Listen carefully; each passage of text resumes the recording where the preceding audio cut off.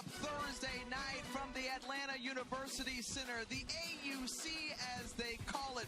Primetime action, big city, bright lights. Clark-Atlanta University, Fort Valley State, two Division II programs ready to go head-to-head from Panther Stadium as the Wildcats, who had a long travel day, coming in, running onto the field along with the Panthers. You see that beautiful red carpet, as they call it here, from Clark-Atlanta University. Taking a look at the SIAC preseason poll, two teams in the top 5 and high expectations for both under Teddy Keaton and Marlon Watson, two young head coaches in their respective programs. As we say hello and welcome everybody in with the Black College Football Hall of Famer and former NFL quarterback Jay Walker, I'm Tiffany Green, and this is our first time in the AUC, and it feels so sweet.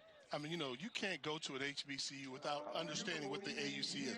4 HBCUs, all within a 1-mile radius. But for the first time in my history as a broadcaster, I'm coming here for something non-party related. I'm coming here for a football game between two really good football programs on the rise. And when you think about the rise that we've seen from Clark-Atlanta University, it's because of Teddy Keaton, who's taken this program from worst to almost first. You think back to 2023, this was a winless team and program before he took over. They needed to inject some new blood, so he took over in November of 2023, and he's known to turn around programs, and that's exactly what he's done for the Panthers. Last season, finishing the regular season at 7-2-1, taking them all the way to the SIAC championship game before falling to Miles College. And what he is, he's a proven winner on the Division II level. You can tell why. He exudes that confidence. He's paid his dues. He knows the game of football, particularly HBCU football. That's why they have expectations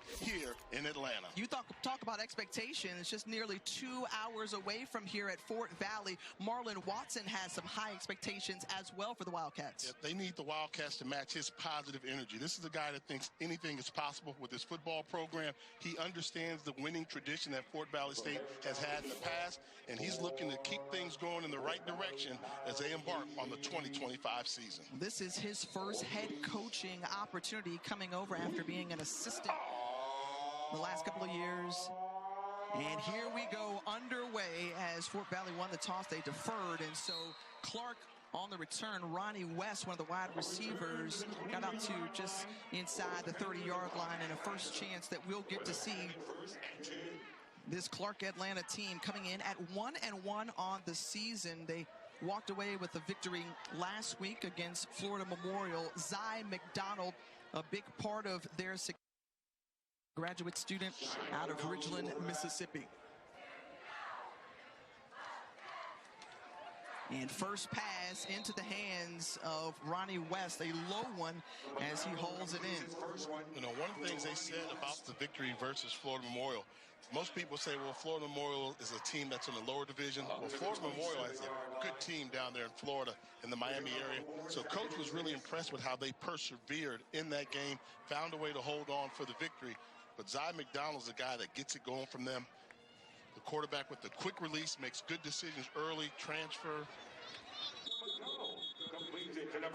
Yeah, he brought in from Jackson State University as he came in with Deion Sanders, Coach Prime, when he took over the Panthers or took over the Tigers, and now he's become a Panther under Teddy Keaton. And you think about Keaton and the job that he has done, 26 years of coaching, has had great success throughout. He came over from Allen University, helped to turn that program around, and already injecting new life into this big brand of football that they hope to establish here with Clark-Atlanta.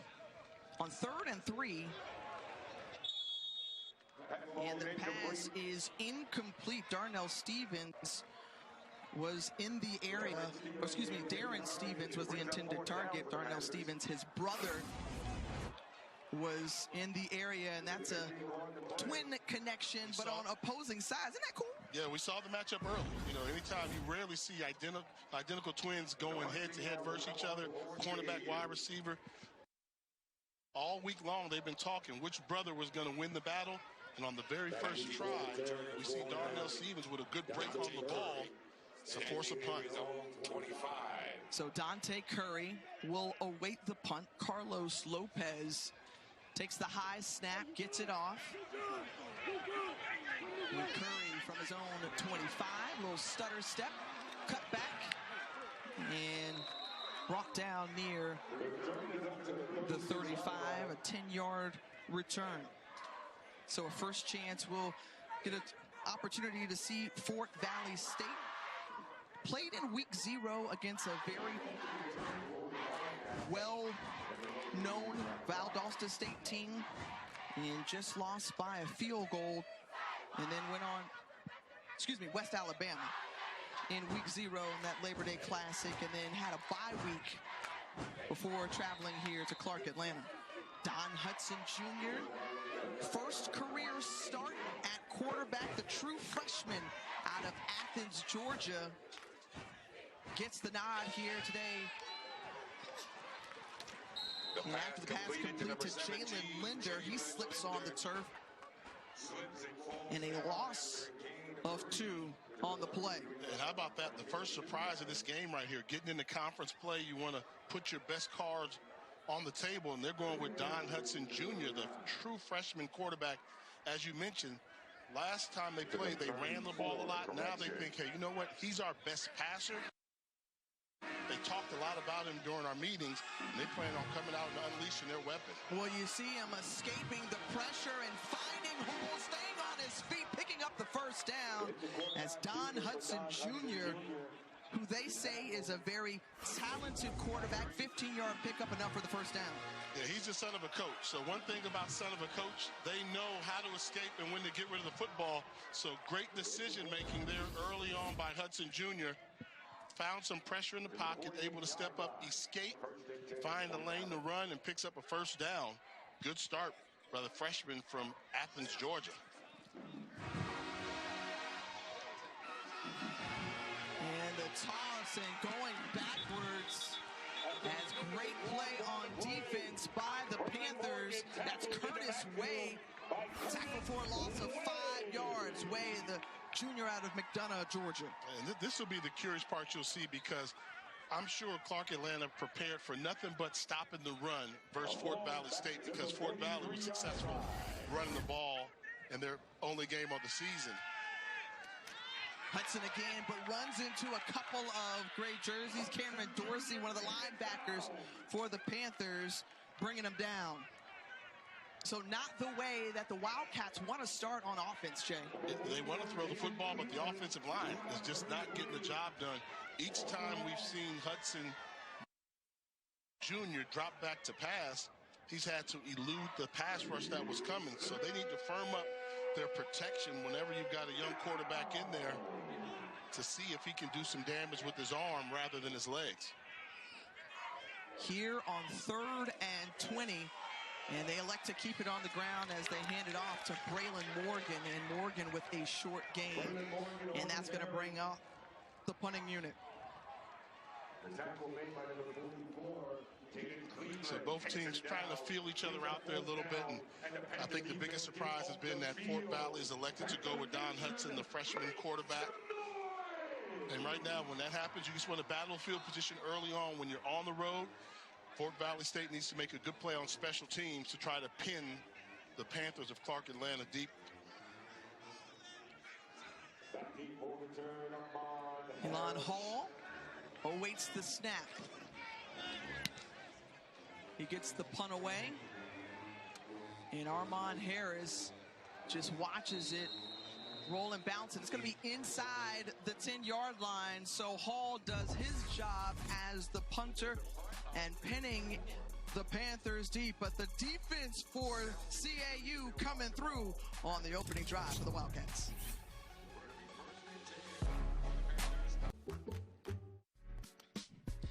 Well, we talked about it in the open. Atlanta University Center, also known as the AUC, consisting of 4 different schools: Clark-Atlanta, Spelman College, Morehouse College, and Morris Brown. Now, there's also something called the AUC Consortium on the academia side. So That includes Morehouse School of Medicine, and certainly a wonderful history and tradition amongst all these schools who have produced great leaders, businessmen and women, and certainly have given Atlanta and this West End area. What's up with those memories? Talk about. Are we going to tell some memories during the commercial break?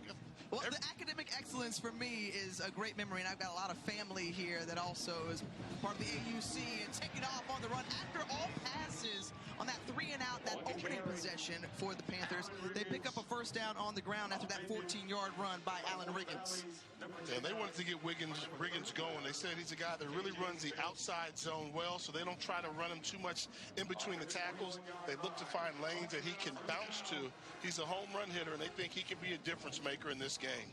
They go back to the senior out of Tampa, Florida on the run. Up ahead, a gain of a trio. And a number of players who started their careers or played for Teddy Keaton at Allen University, then transferred over to Clark-Atlanta. Riggins is one of them.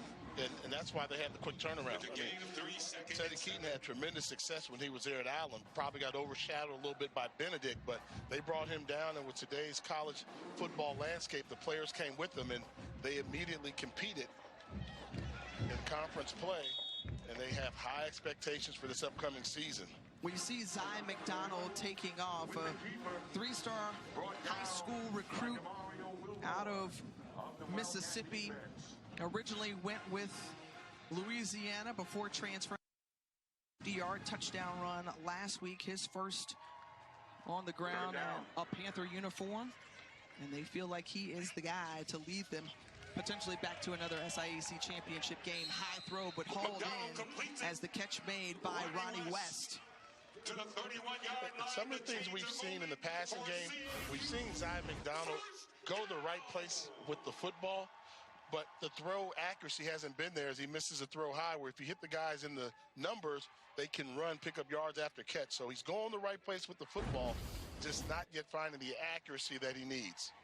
Well, moving the chains after that reception from Ronnie West, a guy who they think is a fantastic young man. And Riggins once more gets the carry up ahead, pick up about 4. And I'd like to see them continue to run Riggins outside zone. So ever since he had the nice run going to the outside zone, the next 2 runs have been in between the tackles. He's a home run hitter. You don't want him laying down sack bunts. Swing away, swing away. Right now, he's being really efficient, Jay. 3 carries, 21 yards, averaging 7 yards a carry. And here they hand it off to him once more. Wrapped up. Riggins, a pickup of 1. Jaden Walker, the will linebacker for the Wildcats, making the tackle. And I really do like him as that threat when you bounce it outside. I think they kind of Fort Valley, what they want to do is bottle him in. When you got a guy that likes to bounce, you want to bottle him. So what do I like to do as an offensive coordinator is kind of give him a running start going outside rather than having to force him to bounce. Put the threat on the secondary to make the tackles. Well, here on 3rd and 5, we'll see defensive coordinator Corey Barlow in your frame. We'll see what he dials up for his defense here. You can run it here. 2 safeties high, home run hitter in the backfield. They're playing you for the pass all the way. And they elect to throw it. Zy McDonald going to the right place with the football, and it's dropped by David Martin. Martin, who was right there and probably would have picked up the first down. Instead, it's an incompletion. And once again, Zy McDonald going the right place with the football, but that time I thought the wide receiver needed to gear down a little bit, and they would have picked up the first down. But also needs to just get the accuracy in place, and these wide receivers will be able to pick up more yards in the passing game. So Lopez on for his second punt of the quarter.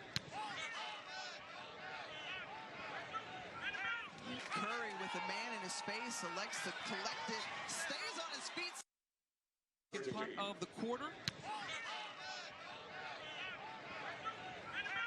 Curry with a man in his space, elects to collect it, stays on his feet somehow after spinning out, and then brought down at about the 15-yard line for the Wildcats. So a scoreless game here from Clark-Atlanta University. Fort Valley State with the ball when we come back. Prime time on prime time. Prime time. Indeed. And it's a huge game for Willie Fritz, and probably the biggest of his time at Houston. Prime time. The question is, who's going to start at quarterback for him? And Jaden Cleveland right there. Johnny on the spot with the tackle made, along with Cameron Williams, as Alexander Wilson had nowhere to go. Loss of 4 on the run. And this defensive front for Clark-Atlanta early on is dominating the line of scrimmage. They're effective in the pass game. We see them effective in the running game, and Jaden Cleveland is the best of the bunch. Once again, nowhere to go. Quarterback has to get swallowed up. And that's something you have to say. It's one thing to draw plays with X's and O's, but you need your offensive line to stop the pass rush. And Clark-Atlanta, they use a 3-4 defensive scheme, so a lot of times they're just rushing 3, maybe 4, and they're still throwing off the timing of the passing game for Fort Valley State. When you think there's another 3rd down upcoming, and there's some youth up front. Sincere Wright, the center, a true freshman. You've got a true freshman quarterback as well as the Wildcats, who had some turnover from last year to now. Hudson, though, making something out of nothing, recognizing, running on the outside, and is going to be short of the marker. But Don Hudson Jr. so far, you see what he can do, and they're going to say it's good enough for a 1st down. So they talked to us on the call about how much they like this young man. And, you know, we've seen Sadiq Teal and Jackie Hart already play for Marlon Watson in the 1st game, but they say Hudson Jr. is a guy of the future, handles the low snap up ahead, and not much room to run for Wilson. The future is definitely bright for Hudson. They say he's going to see that are uncharacteristic for a freshman quarterback, particularly one just out of high school, but handles his business in the classroom, will be an agricultural major, first one in film study. It's kind of really made an impact on the coaches as well at Fort Valley. All rushing plays on this drive as 2nd down upcoming. They keep it on the ground. Dimitri Simmons trying to wiggle his way from defenders. And he's finally brought down, the senior out of Goose Creek, South Carolina, tackled by Cameron Dorsey. So gain of 4, and that's going to bring up 3rd and 4. And what do you go with here, Jay? You have to throw the ball because you've just been, the defensive line has really been dominating for Clark-Atlanta. So what you have to do is try and protect your quarterback right away. So you may have to lose somebody in coverage. And like they're doing, moving the pocket, try and get away from the pass rush. Nice job rolling to his right, completing the pass to J.T. Pendleton for 11 yards before falling out of bounds. And move the sticks once more. And when you have penetration coming, what do? Coach, get me out of here. Let me see my sight where it's a run-pass option. Not the traditional RPO way that we've seen, but that was truly an old school. Hey, get outside the pocket, roll out. If the pass isn't there, then go ahead and take off running, but somebody was open. 1st and 10, back to Pendleton, this time on the left side. And Pendleton just fighting for yards, and Vaughn Mitchum was there to tackle him and bring him down. And how about that job there by Vaughn Mitchum? They talked about this freshman, true freshman cornerback at length, saying what an impact player he is, one of the better defensive players. Right there on that previous play, he absolutely one-man wrecked a bubble screen to the wide receiver. Here on 2nd down, as the sun's starting to set here at Panther Stadium in Atlanta, and plenty of room to run for Don Hudson Jr. 1st down yardage across the 40, and tiptoes out just about the 32-yard line. Did you see the wiggle? I did see the wiggle. You see the wiggle on the cornerback, Seth Brooks, about 20 yards down the field. Great job escaping the pressure there, and this is what he's done. And when 38 comes up to try and make a tackle, puts a wiggle on him and acts like he's not even there. The youngster, Don Hudson, we don't know if he can throw the ball, but we know that he can run the football very well for this level. Well, 4 for 4 in the passing game for only 4 yards, but he has really made that noise with his legs for 49 yards on the ground, Jay. Did you say 4 for 4 for 4 yards? Faux. That's not the way you draw it up. But nevertheless, as a quarterback, you're kind of judged by if you're able to pick up first downs, and we've seen the youngster with the ability to move the chains. Well, you think about it, a true freshman, again, coming out of Peach County High School, and you're thinking about managing the emotions and handling this. This is your first career start, and thus far, he's done a nice job. Yep, I mean, escape. Sometimes you just escape. Human nature kicks in. They say he's more than a capable passer, and the offensive coordinator is a name that HBCU fans will know. The offensive coordinator, quarterback coach is Willie Satellite Totten, so he's got a great person to learn from. It's just a matter of completing passes beyond the line of scrimmage. Well, that's a loss of 3 on that pass. Dimitri Simmons, Jordan Newton, the true freshman from right here in Atlanta with the tackle. And there is Satellite Totten, who was a part of that Satellite Express. He would oftentimes connect with Jerry World Rice back at Mississippi Valley State. And one of the true legends indeed, and finds the tight end, Alex Hinton, and Hinton is right near the marker. They say he's just short, maybe a yard short, as Carter Mason, who's been a noisy tackler here in this first quarter, brings him down. Yeah, it looks like they're lining up to go for it here. Trying to go a little tempo right now. 4th down, maybe out of field goal range. So I think they've got him on the rope. Be interesting to see. I wouldn't be surprised if they gave the option to Hudson again. You can either give it to the running back. If they don't crash down, you pull it, run it yourself. Right now, they should be able to run it to the left side. Instead, they elect to throw it into the hands and complete once more to Hinton. And that forward progress good enough for a first down as we close in on the final seconds of the opening quarter. How about the confidence in Hudson? 4th down, you're asking a freshman to make a right decision where to go with the football. In a short yardage situation, 4th down, he came through with flying colors. Fort Valley State and the freshman quarterback, Don Hudson, on their most impressive drive of the evening. We'll see how they cap it off when we come back.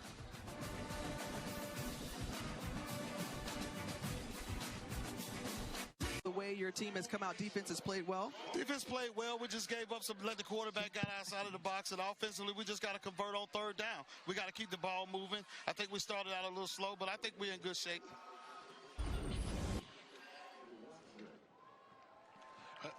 Answer may change after this drive.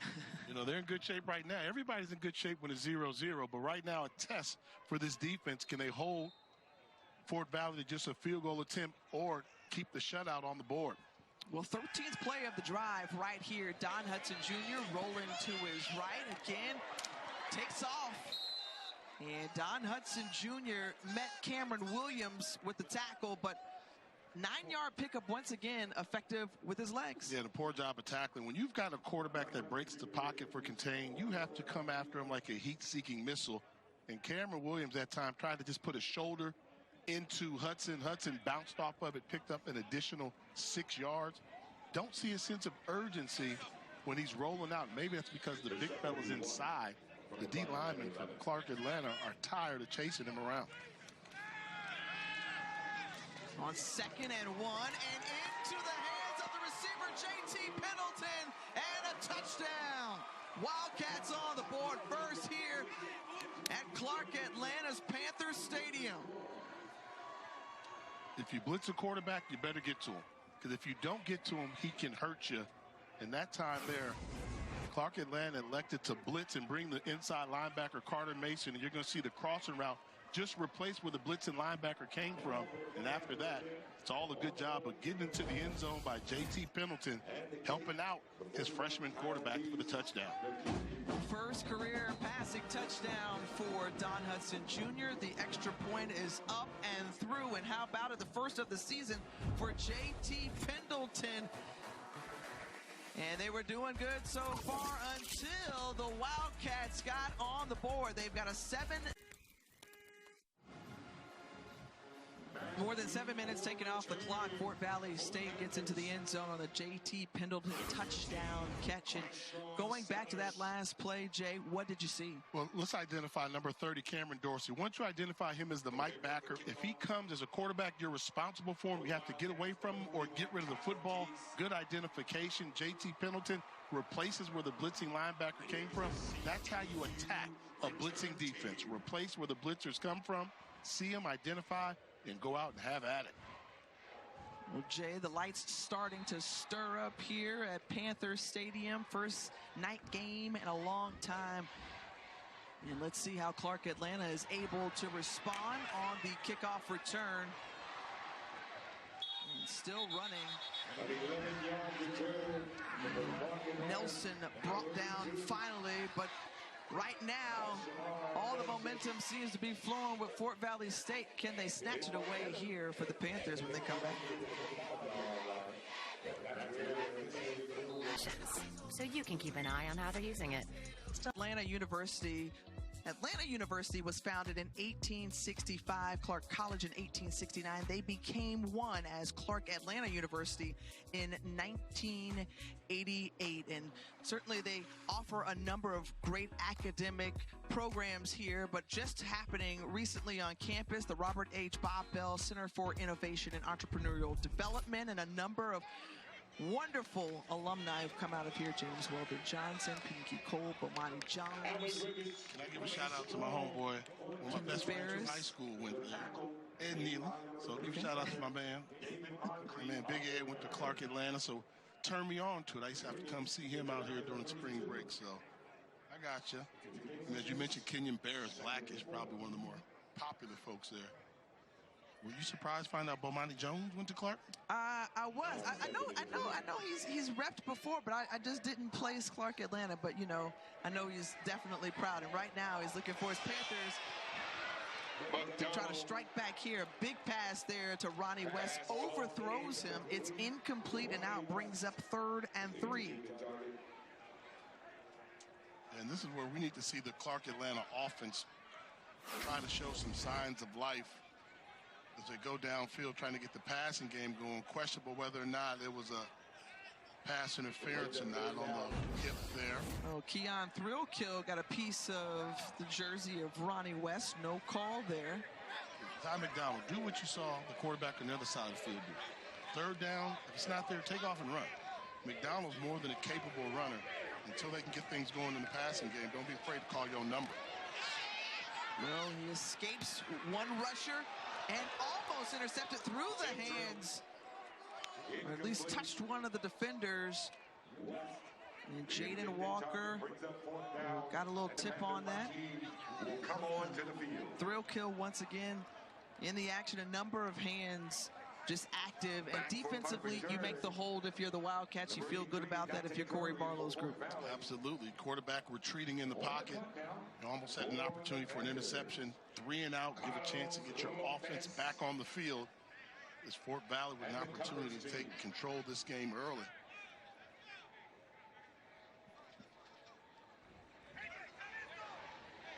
So on 4th and 3, Carlos Lopez on the punt. Fair catch by Dante Curry as he just watches this one roll inside or just at that 20-yard line, and that's where it's going to be down. A 48-yard punt. Come back with us to Clark-Atlanta for more SIAC action. A punt of their 47 as the ball is marked at the 20-yard line. On the 20-yard well, apparently a flag on the play, and so this officiating crew is huddling at about the 45. Lusat ran, and this group conferring. During the return, personal foul, face mask, 14, kicking team. Looks like they're going to call a personal foul. To the end of the run. First down.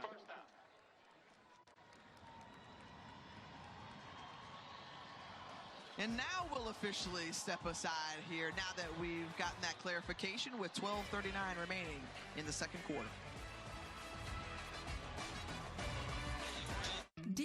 Fort Valley State. So they're going to be backed up. Jeremiah Branscombe, another look here as he's circled on the screen. Yeah, you see during the punt return, so they're going to get the advantage at the end of the play there. Takes his helmet right off, hands to the face. Easy for the official to call. They just had to clarify it. Now Fort Valley will start this drive on its own 10-yard line instead of the 20-yard line where the play ended. The foul was on the return team, number 14, not on the kicking team. Penalty was half the distance to the goal. First down.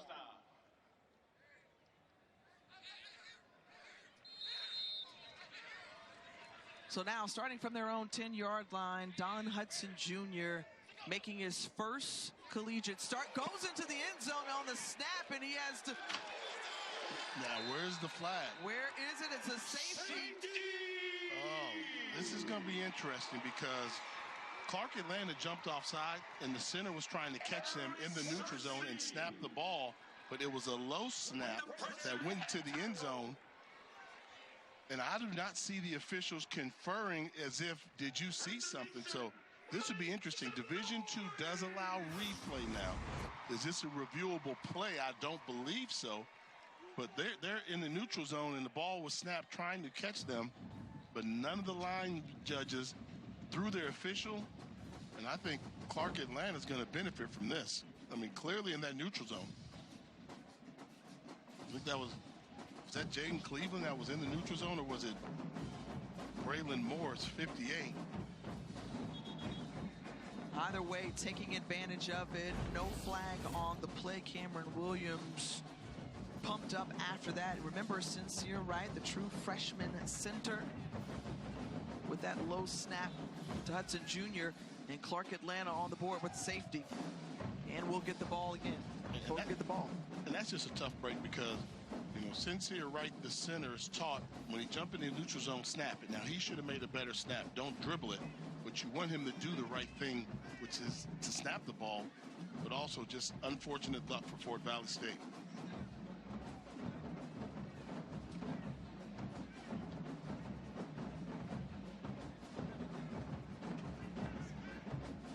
Maybe a good opportunity for Clark-Atlanta to take advantage of it. They'll have pretty good field position coming off the safety. If they can make it count, can really take momentum and possibly grab the lead in this football game. Kicking goal. So the ball will be placed on the 20, and Kyle Keese kicks it away. It's going to set up great field position. Oh, no. What? Ball right back to the Panthers, just near midfield. You don't see that every day, Jay. That was perfect terminology when you say the ball pinballed. Are on the field. And a flag coming out afterward as the Panthers very fortunate to come up with it. Krayshawn Sellers on the recovery of it. And Lusat Ryan once again having a chat to discuss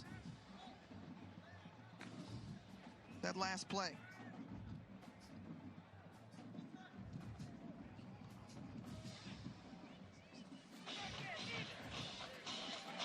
Offside, kicking team.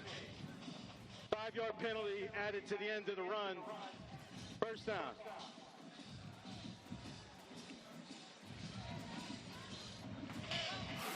That number is number 33 of the kicking team. First down for Clark-Atlanta. You see number 33 there, clearly offsides beyond the kicker there. Then you'll see the rest of this play, which is just kind of, who wants it? I don't want it. You take it. No, I'll take it. And fortunately for the home team, able to recover their own fumble The ball will be across midfield into the Wildcat 48-yard line. Where to be first and 10 for the Panthers of CAU. Can take advantage of this great field position in Wildcat territory to start this drive. He benefited from the safety, and now they get it going on offense. Alan Riggins, and we saw Alan Riggins Off back tackle.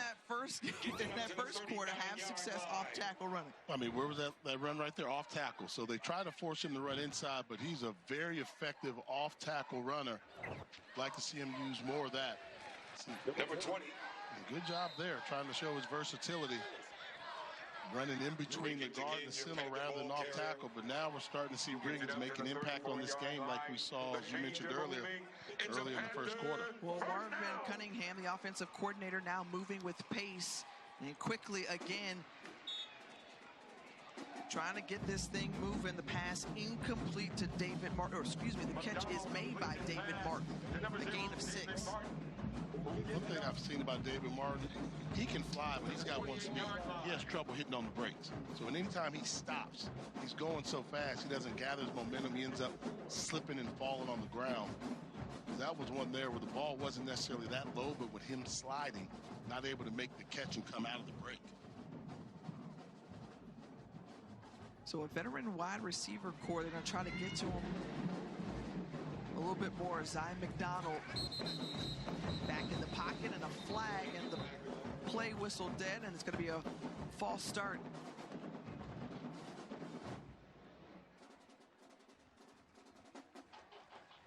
Prior to the snap, ball start, offense, number 1. 5-yard penalty remains, second down. Well, Jay, we're in an HBCU football game. We have yet to mention any of the bands.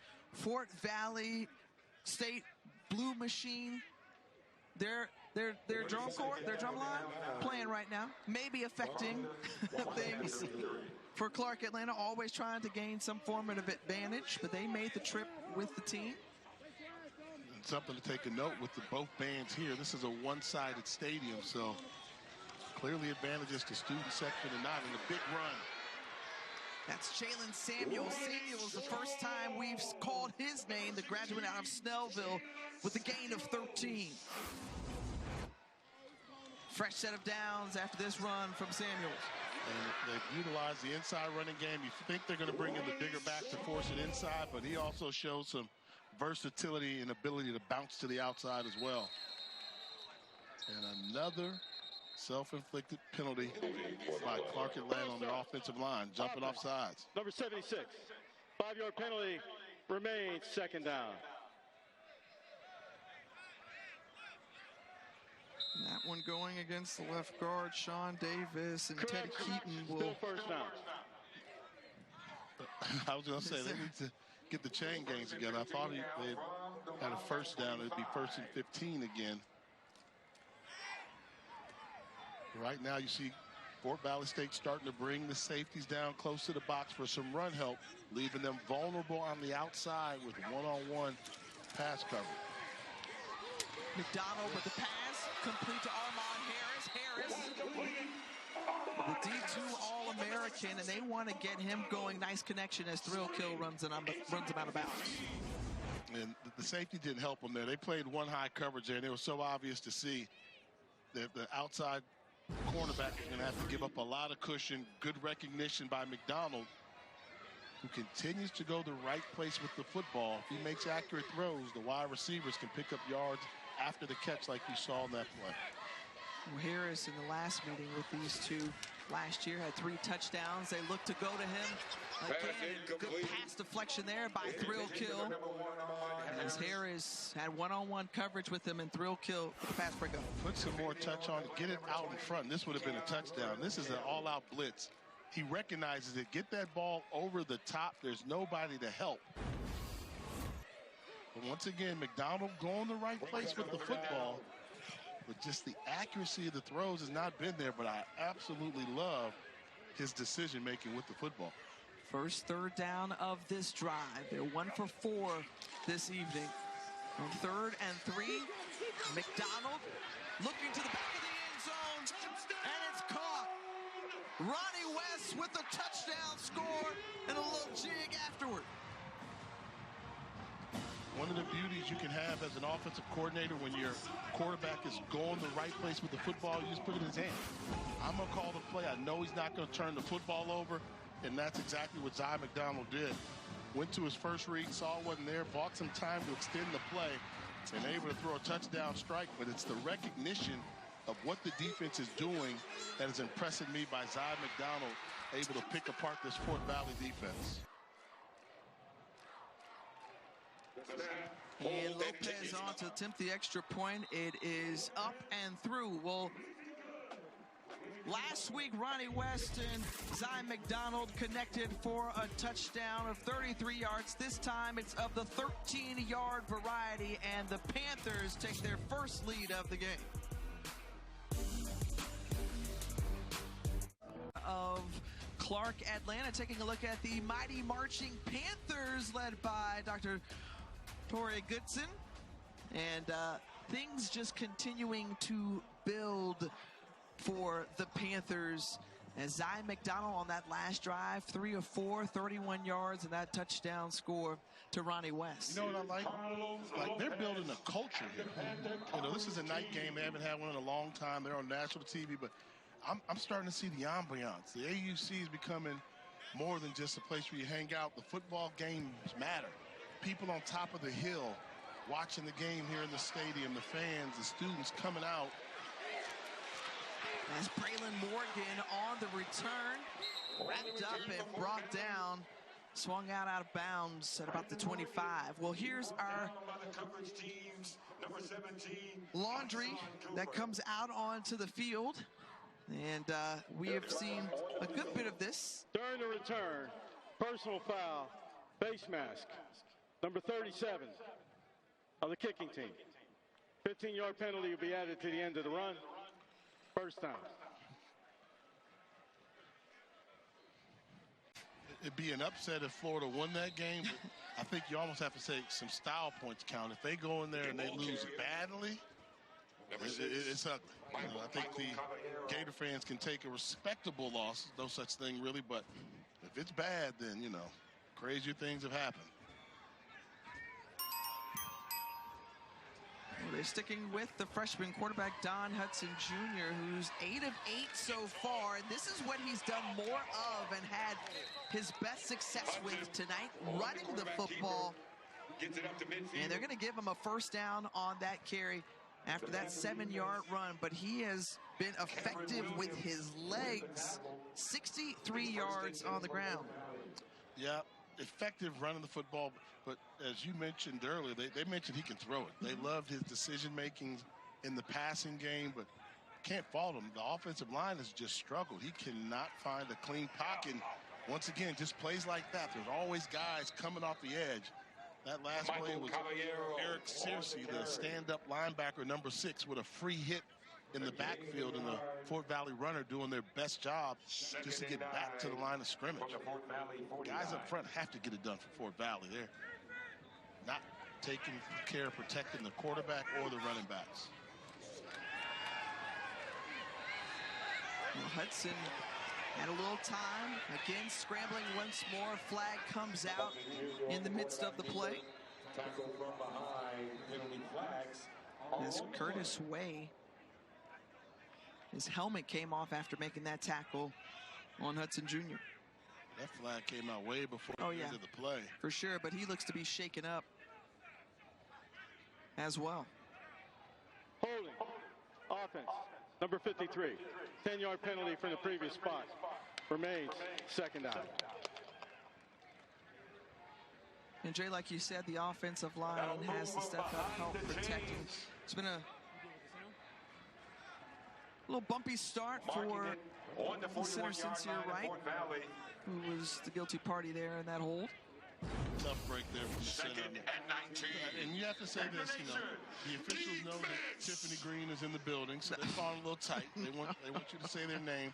They're calling it tight out there. We've seen a number of calls, but you have to make the adjustment as a player. Low snap handled by Don Hudson Jr. Again, just staying on the run so far tonight. Brought down by Kirkland Boone. Short pickup. It's going to be third down. The tackle. But again, if you're just tuning in, Jay Walker, Tiffany Green here with you, an SIAC matchup conference opener for both teams. Selected in the top 5 of the preseason poll, this Fort Valley State team under first-year head coach Marlon Watson, Teddy Keaton, who did a terrific turnaround job for Clark-Atlanta, taking the Panthers all the way to the SIAC championship game a season ago. Be careful with the football here if you're Don Hudson Jr., the quarterback. Protected at all costs. Punting the ball in the situation, not the worst thing that can happen. Timeout. Fort Valley. First of the half. Will be a 30-second timeout. So as Fort Valley State spins the timeout, Jay, if everyone is tuning in and just getting to know a little bit more about... Well, we knew the defensive line for Clark was very good, so we're going to go ahead and just showcase what they've been able to do. That's what they wanted to do, continue pressure on the young freshman quarterback for Fort Valley. And the defensive line for Clark came in advertised as a good one, and they've shown it being all over the football field all night, terrorizing the Panther backfield. Well, L.C. Cole, the defensive coordinator, and that name is obviously known around college football. The HBCU one of the Cole ranks. brothers. Yeah, you got Johnny Cole. Brothers. L.C. Cole, brother Steve Cole is the outside linebackers coach for this group, and educate the folks, Jay, on just how cold the Cole brothers have been. They were the only team ever when they were at Tennessee State to have an HBCU ranked #1 overall in the modern era in the country. At Tennessee State, the job they did there, and did a good job at Alabama State as well. Legends down in the South in terms of their coaching ability, and they just win. I think they win so much that the folks in Montgomery, Alabama still want the Cole brothers to come back. And that's been over 20 plus years ago, but they leave a mark wherever they go. That's one of them, the older brother, L.C. Cole, defensive coordinator for Clark-Atlanta. Well, his defense holding there as that was 3rd and 18. And that unit forcing the punting unit to come on for the Wildcats. Hall once again on the punt. And staying clear of that one as it rolls out of bounds. We'll kick off your Week 2 NFL Sunday at 10 ESPN app. First run from scrimmage, Jalen Samuels, the big bowling ball, running back, and no gain on the play. So how are you enjoying the SIAC primetime down south in Atlanta? They got a certain feel to it. It does. It's got a vibe. And you know what's unique about the SIAC? They've got the most team of all HBCU conferences, 15 teams in total, 13 participating in football, as McDonald draws the defense in just for enough to find his open man, Darren Stevens. And Stevens with a 6-yard reception. Well, this is a young man who they're happy to see. See the band's getting ready. Back on the field, yeah. But what do you think about this turf? The turf stands out. I'm going to tell you, the turf is lit. Turf is lit. Can I say that? No cap? Okay, you're trying. see, when you try too hard, it's okay. We love you still, Jay. It's unique. It's not the bright red that you see at Eastern Washington on the Inferno. As that one zipped in, and another first down off the hands of Zy McDonald.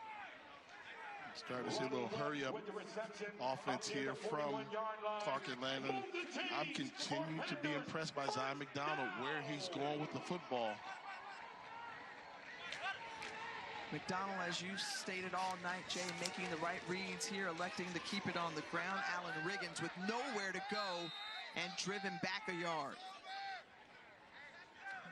But I want to go back to your point of just the AUC, Clark-Atlanta, the vibe that it feels. And one of the things,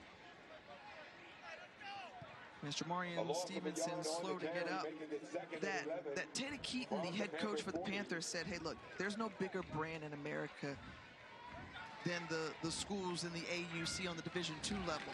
And all that was missing was some football. And now Clark-Atlanta has given these fans something to cheer about, and Zy McDonald on the scurry. me being the true, Howard man that I am, there was always a reason to come to the AUC. They got the only, not the only, but one of the few most famous all-women's college in Spelman College right across the street. And Morehouse, and I've always said, on my list, I've always put down there Spell House. That's a combination of Spelman, Morehouse, homecoming. I mean, it's a sight. It's a sight to be seen. One of the biggest HBCU events out there.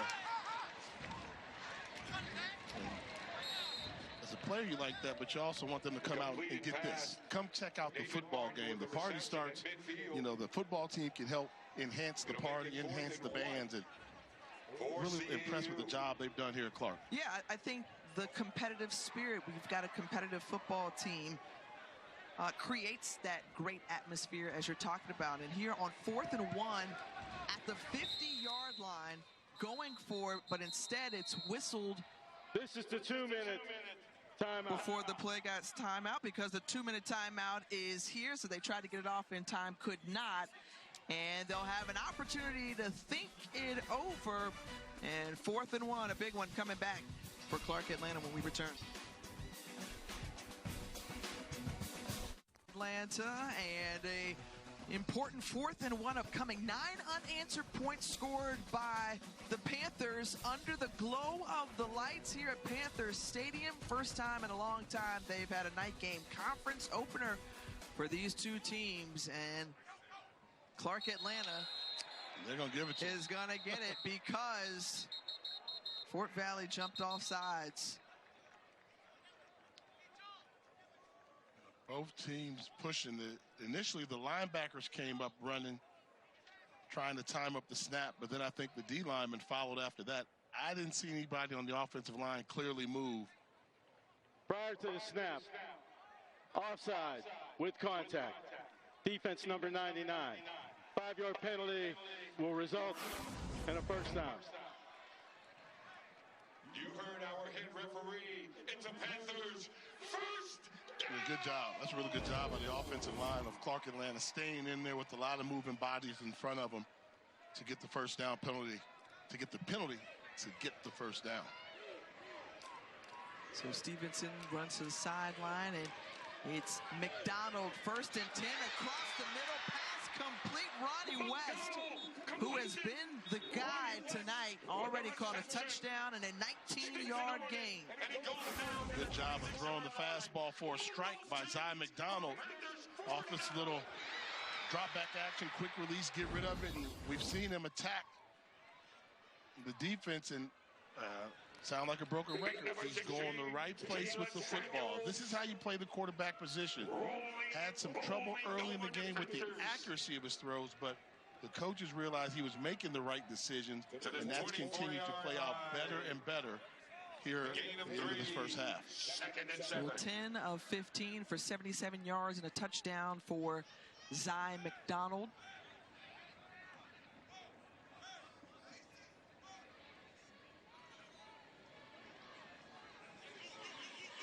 And surveying the field, taking his time here on 2nd and 8.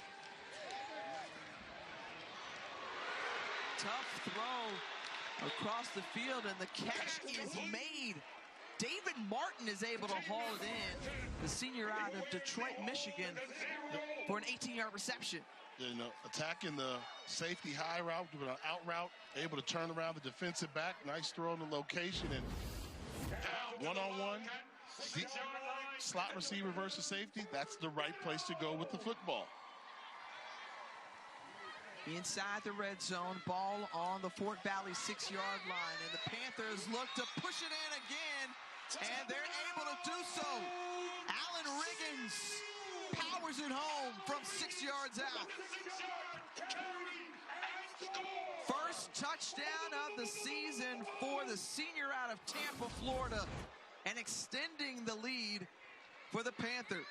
Good job finding pay dirt. Look at the surge by the offensive line from Clark-Atlanta, and all Wiggins has to do is follow his line into the end zone. Big boy ball, impressive drive, running the 2-minute offense late in the half by the Panthers. 16 unanswered points for Clark-Atlanta. That last drive, 10 plays, 73 yards, and 4:11 taken off the clock. Well, just how good is this Clark-Atlanta team? Well, Jay, how do they shake out in your D2 HBCU power ranking? Got them on the bubble right now, but they're looking pretty good, pretty impressive the way they were able to turn things around. And I've got Tuskegee there coming in at number 5. The job that Aaron James has done there. They're playing games at night now. That's a big one there. You see Johnson, C. Smith, Mo Flowers. I see the job. That's the one I had the toughest one choosing where I thought they belong. A lot of people say they're the number 1 team in Division II. I put them at 3 because I like to show the balance. I think Albany State is one of the top teams there. So I'm going Virginia Union 1, Albany State, Johnson C. Smith, Tuskegee there. But these teams right here are trying to compete, and Clark-Atlanta starting to look like they belong. I can hear it right now. Virginia State didn't quite make it, so Henry Frazier, don't call me right away. Well, they lost in the Battle of the State, right? The big state, and Michael Vick getting his first win at Norfolk State, winning over the Trojans last weekend.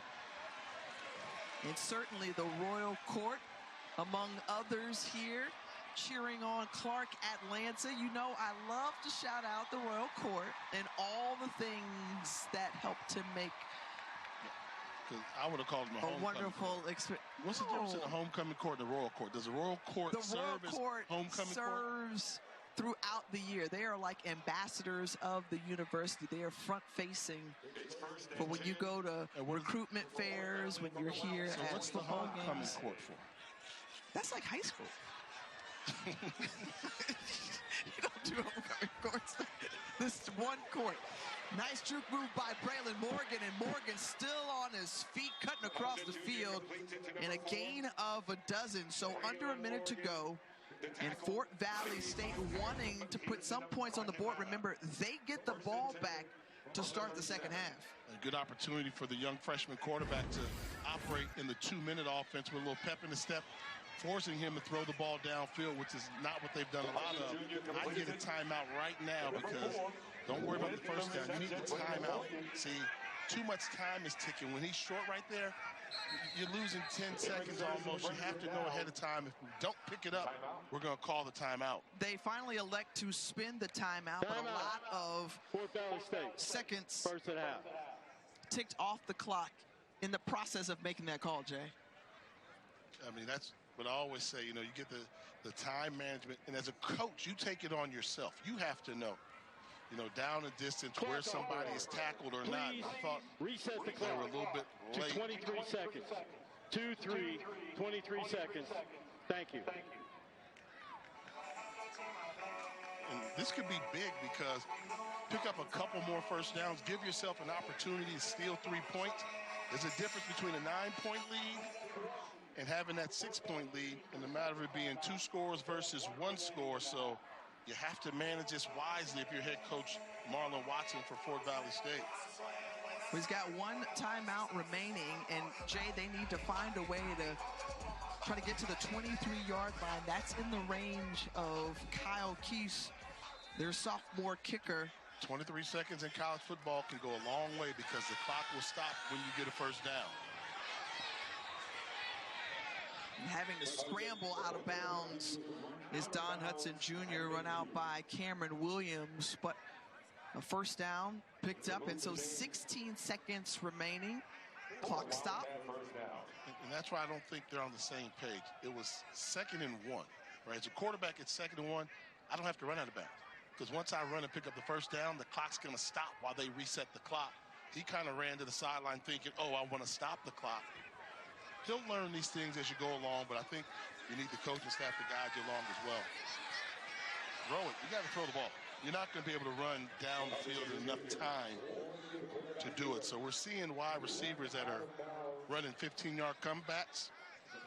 Hudson's electing not to throw the ball and running the football, but it's 2-minute offense.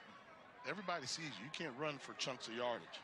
Well, think about it. This is the first time that he's in this situation as a true freshman quarterback. And one of the things that Willie talked to us about before the game, the offensive coordinator saying, hey, look, he can't let the moment get too big. And if he can settle in, make the right decisions, then he can be all right. So he's got 3 receivers to the bottom of his screen.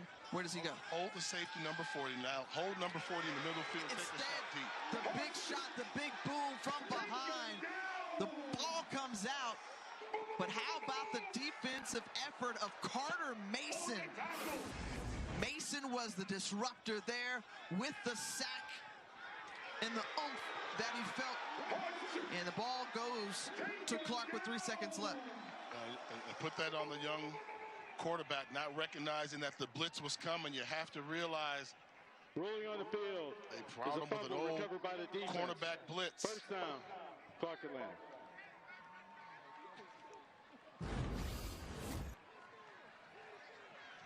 And Carter Mason, who has just done a great job tonight. They credit him for being not only a great rusher, you see him putting that on full display, but also an outstanding student as well. One of the brightest on the team, a 3.9 GPA, so a heady football player as well in that school of business. And Carter Mason coming up with that big sack fumble. And now that wipes it off for the Wildcats, and the Panthers going underneath, electing to just go with one play before heading into the locker room. The clock, however, in the stadium did not start. The game clock did not start on the snap. The half has expired. That is the end of the first half. Ladies and gentlemen. So after Fort Valley State got on the board first, it was 16 straight points for the Clark-Atlanta Panthers. They go into the locker room with the lead in this SIAC conference opener between the Wildcats and the Panthers. Battle of the Big Cats done through one half.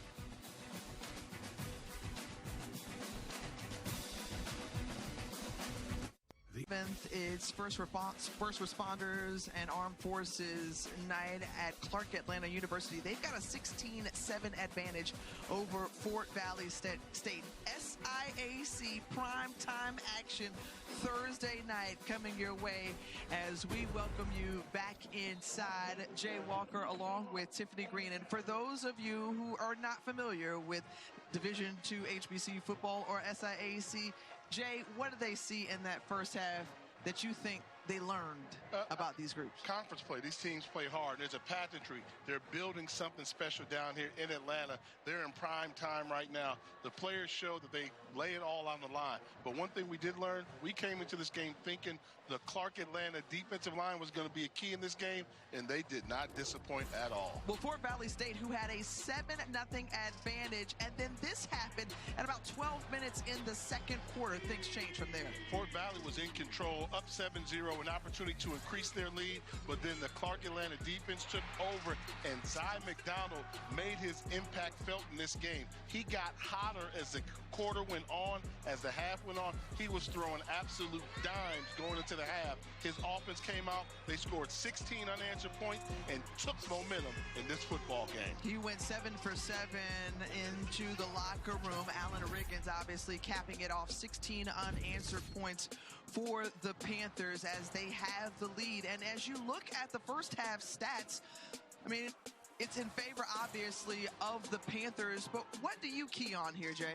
Passing yards. You know, we know that Fort Valley State decided to start a true freshman at quarterback in this contest. He's run very well, but he has 11 completions and only has 45-yard passing. He's dinking and dunking. He has to have a vertical threat in the passing game to at least keep the defensive backs at bay on their heels. When you look at the overall total yards for Fort Valley State, it all pretty much belongs to Don Hudson Jr. He's a perfect 11 for 11, but he's got to get more vertical to your point. Meanwhile, Zy McDonald, who has been a threat in the pocket. Marlon Watson, first-year head coach, leading Fort Valley State. Teddy Keaton on the other side in his second season leading the way. And what were the messages from these two coaches to their teams at the half? I think Marlon Watson, Fort Valley, had to tell his team, look, we had this team on the ropes. We were doing what we were supposed to do, coming in here on the road, took the crowd out of it, but then we gave it back when we made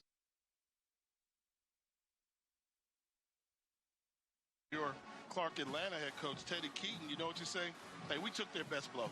We took their blow, and we hit them with a counter punch. Now, in the second half, let's not wait for them to punch first. Let's go and hit them and put them away.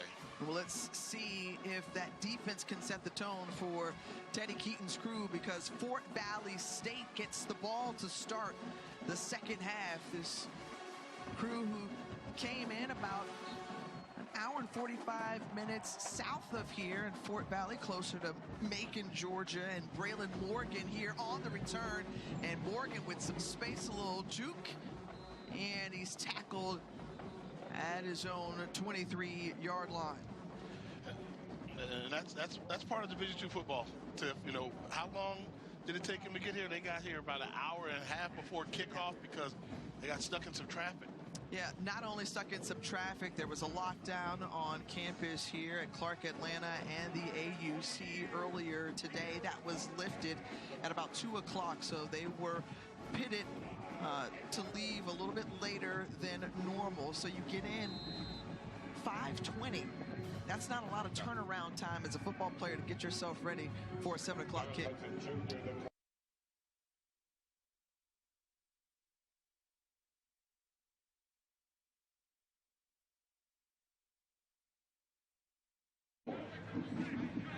Here, Don Hudson Jr. in his first career start out of Athens, Georgia, the true freshman who hands it off, and plenty of room for Alexander Wilson. What a move, too!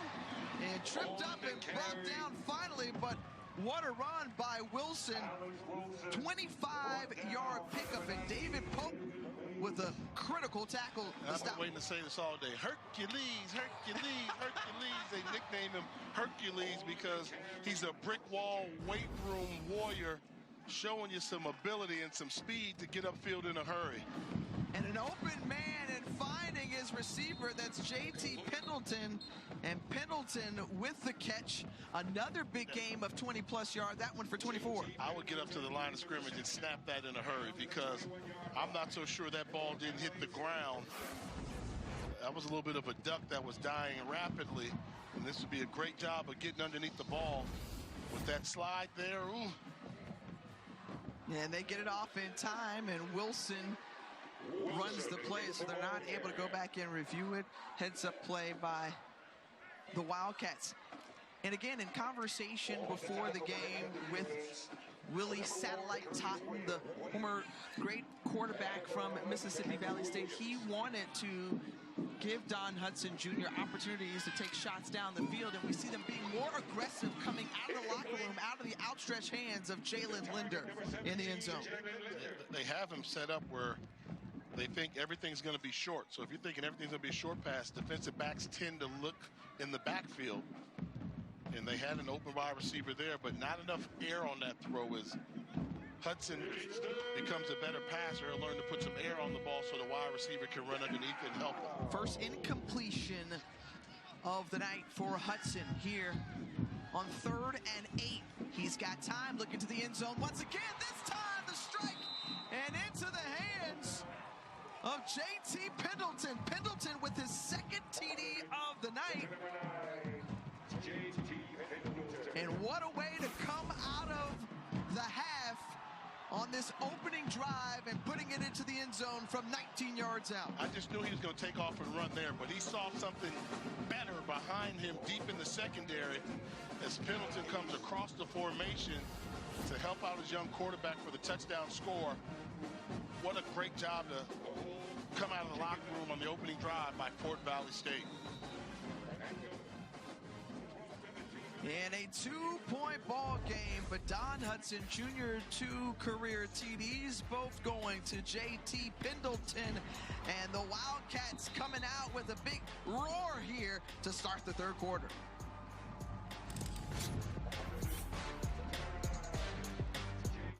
They just put up a score. They are trailing by 2 points. But going back to that last play, Jay, defensively, what did you see from the Panthers? Yeah, as a defensive back, you have to know where you are on the field. And you'll see as we roll the play, the freshman safety, KJ Polk, right there, is going to have the wide receiver, number 9, in his sights, but he never reroutes it. This is a clean release for a receiver running full speed across the formation. Freshman mistake. Easy throw and catch for Fort Valley. You have to make that guy change directions. He's running full speed for a reason. He's running full speed with a sense of urgency for a reason. You have to deter him. The junior Pendleton were the fastest on the team at that when we talked with the coaches. And now it's Clark-Atlanta. Their opportunity on the return and some room for Sellers. Krishawn Sellers down the sideline, cross the 50, and we've got a flag back near the 37-yard line. I want to see this penalty. I thought I saw a fantastic return set up by Clark-Atlanta. They called return right? So the return man's supposed to give a cut to the left, come hard to the right. I thought that was a tough one there. Penalty seemed like it came in after the ball carrier already advanced.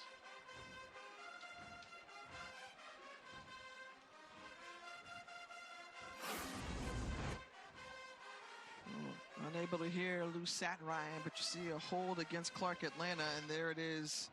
And the penalty came in much after that. You know, came in a little bit late. That's a tough break there. And go back to, you can call a penalty on every play if you want to. I thought it wasn't outrageous, kind of shielded them off, but doesn't matter what I think. It matters what they call down on the field, and that's going to take off a pretty good return from Clark-Atlanta. Yeah, that was a 22-yard return by Sellers, and they would have been out near midfield. Instead, they've got starting field position on their own 23-yard line. Zai McDonald, who we told you, finished strong. Started out 5 for 10 through the air for 28 yards. And after that was 7 for 7, 82 yards and a touchdown before going into the locker room. Let's see if the transfer QB can keep the momentum here in the second half. They keep it on the ground wisely. Alan Riggins, who picks up the first down on the run, brought down by DeAndre Boykins. And Riggins is asking to come out of the ball game, a little limp to the sideline after that first-yard run. Keep an eye on that because, I mean, Riggins, he's a difference maker. He's an edge-of-your-seat runner. He's got such an explosive first step. You almost feel he can take it to the house on any carry.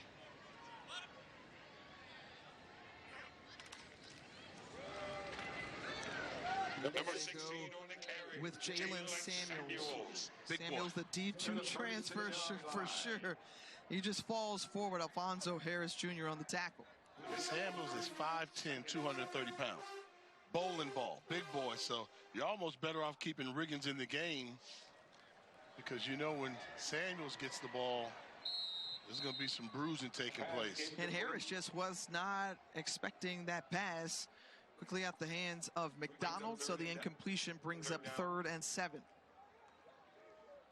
Let's see if McDonald can continue what he showed in the first half, reading the coverage, making the right decision where to go with the football accurately. Once he improved his accuracy in that half, he was on fire. He was in the zone.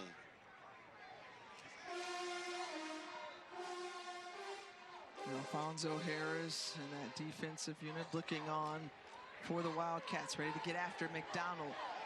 He feels some pressure from behind and face guard and gets the ball away in time. And what a throw to Ronnie West. McDonald completes it to Ronnie West with the completion from McDonald, who was on the run, and a first down pickup for the Panthers. And Ronnie West got open 3 times. You see him on the right side of your field. He's like, I'm open, I'm open. He kept working to find the spot for his quarterback.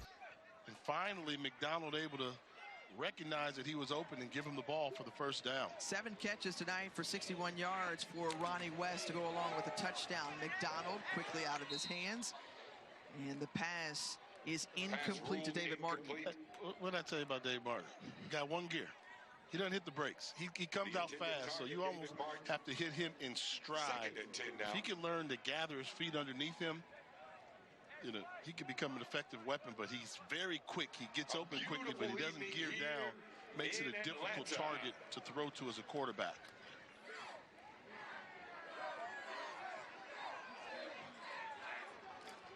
Wiggins stays out of the ball game. Samuels still to the right of McDonald, who steps up. Low throw, and it's incomplete. This time, Armand Harris was the intended receiver. And this looks like deja vu to me. He's going the right place with the football, but the throws are a little bit inaccurate, a little bit low, a little bit high, not on time. Because that was another open receiver there in Harris, and that's where you want to go. They have the crossing route with the curl route open behind it, but an inaccurate throw. Now on 3rd and 10. McDonald throws it up between a couple of defenders. Ronnie Harris couldn't come up with it. And KJ Spence is slow to get up after a couple of players go airborne for that one, and Spence is still down. The sophomore out of Cairo, Georgia, is going to need some attention on the field. Yeah, I think it's one of the few times where McDonald threw a ball kind of up for grabs a little bit. And you saw white jerseys go to the ball and making a hit as well. The athletic training staff on the field for the Wildcats as they take a look at the injured player down on the field. We'll come back here.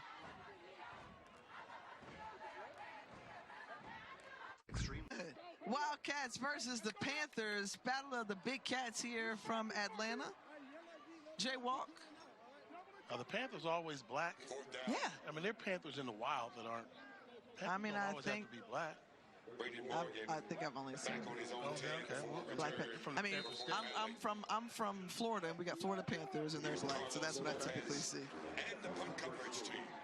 And the Wild, I was trying to think what other Wildcats. Well, I guess the Carolina Panthers. What kind of Panthers? Yeah, they're tannish. They're tannish. Okay. And you got the Bethune-Cookman Wildcats. All right. Go along with the Fort Valley Wildcats.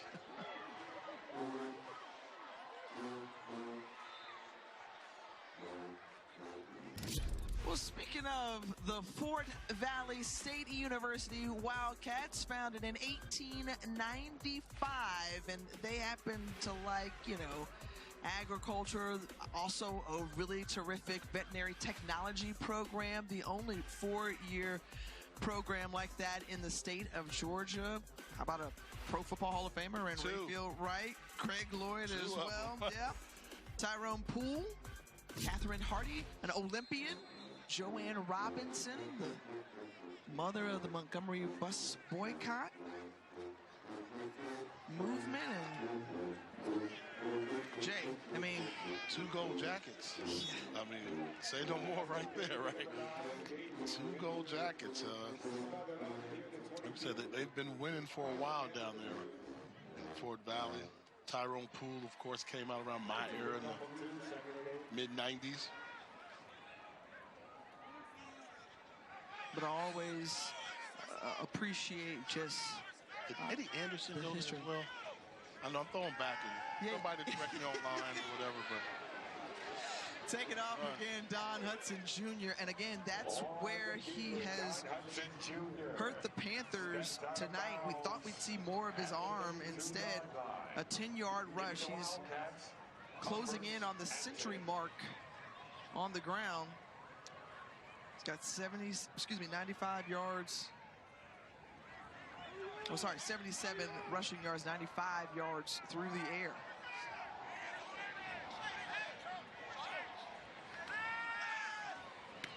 Quickly out pass, complete into the hands of Bernie, Solomon Bernie, the sophomore, with his first reception of the night.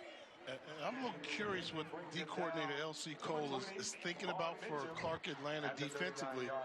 I mean, you've got a quarterback that's not handing the ball off. So he's in the running game, but they're playing the box as if he's going to hand the ball off across formation.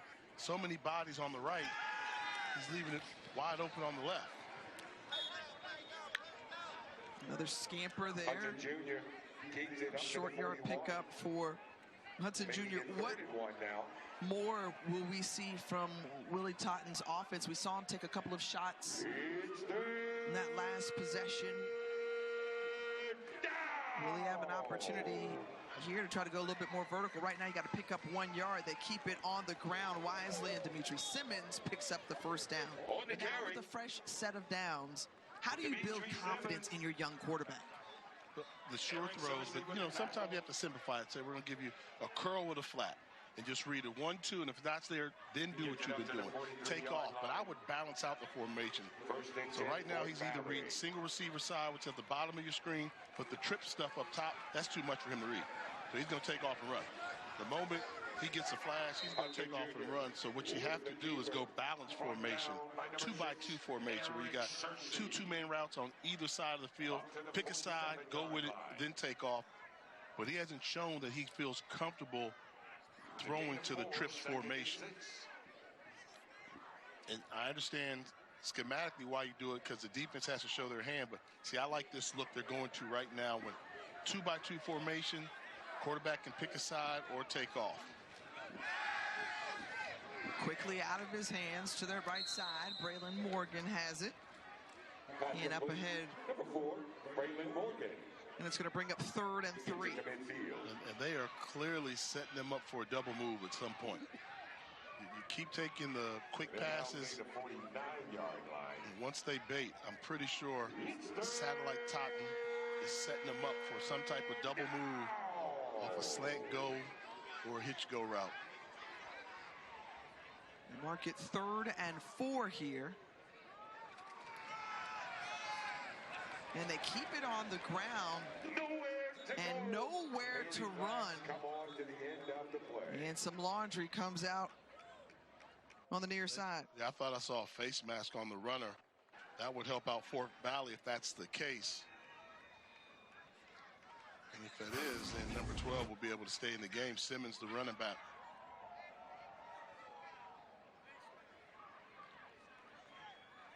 Yeah, that was Curtis Way appeared to have gotten That's dangerous.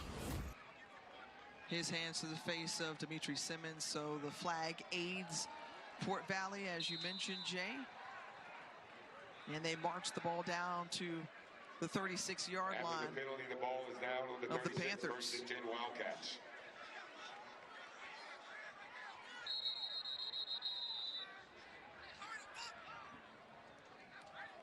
Well, Clark-Atlanta spins a timeout, and we're going to step aside with them. 6:03 remaining in the 3rd in this SIAC opener. At the AUC, what you got? You got to walk it out. You just got to walk it out. What'd you think about the halftime? We didn't talk about the halftime. I saw some bands. I was surprised at the bands I saw, but AUC, the culture, that band right there, Did a that great band job. bigger. That band right Fort there. Valley State Blue Machine. You know, they're in the Division II rankings as that one completely catch. hauled in. An outstanding catch made by Braylon Morgan. The concentration there. And a 15-yard reception. And keeping it moving. You know, so often we see it. The band plays a good song, and the players get hyped on the field, and they step up and make big plays. And now Fort Valley, look at that big running right there. If you're going to be a big running back, I need you to run big. Michael Caballero, 6'2", 215 pounds, and he was carrying the pile with him. An injured Clark-Atlanta player down on the field. And Jay, Officials you think time out about for the injury. music scene. It's the ATL. Yeah. So only fitting that we talk AUC and what it meant to me. So I'm going to go with Jay's Gimme 5 this week. Let's see what I got to say about the best 5 music groups that come out of Atlanta. Can you follow me on that? Thank you. All right, here we go, Jay. So Jay's Gimme 5 this week. I want to know Atlanta music legends. Now the list is long, but how about this? I'm going TLC first and foremost. Got to go that. Outkast, Usher, Luda, and yes, Lil Jon on the bubble. Look who I got on the bubble. 2 Chainz and the Brat. Rat-a-tat-tat like that. It's the Brat. Jay, you know, this Clark-Atlanta band, the Mighty Marching Panthers, actually performed at MLB All-Star this summer with Ludacris, one of your Gimme Five. So, you know, you talk about the band culture and the tie-in with the music scene here in Atlanta as another handoff up the middle. AUC music has always been deep down here. It's part of the culture back with the So-So Def days and you know, the Face Records. Everybody was down here, so I'm a little curious what you're going to say with Tiff's 2 cents. Yeah.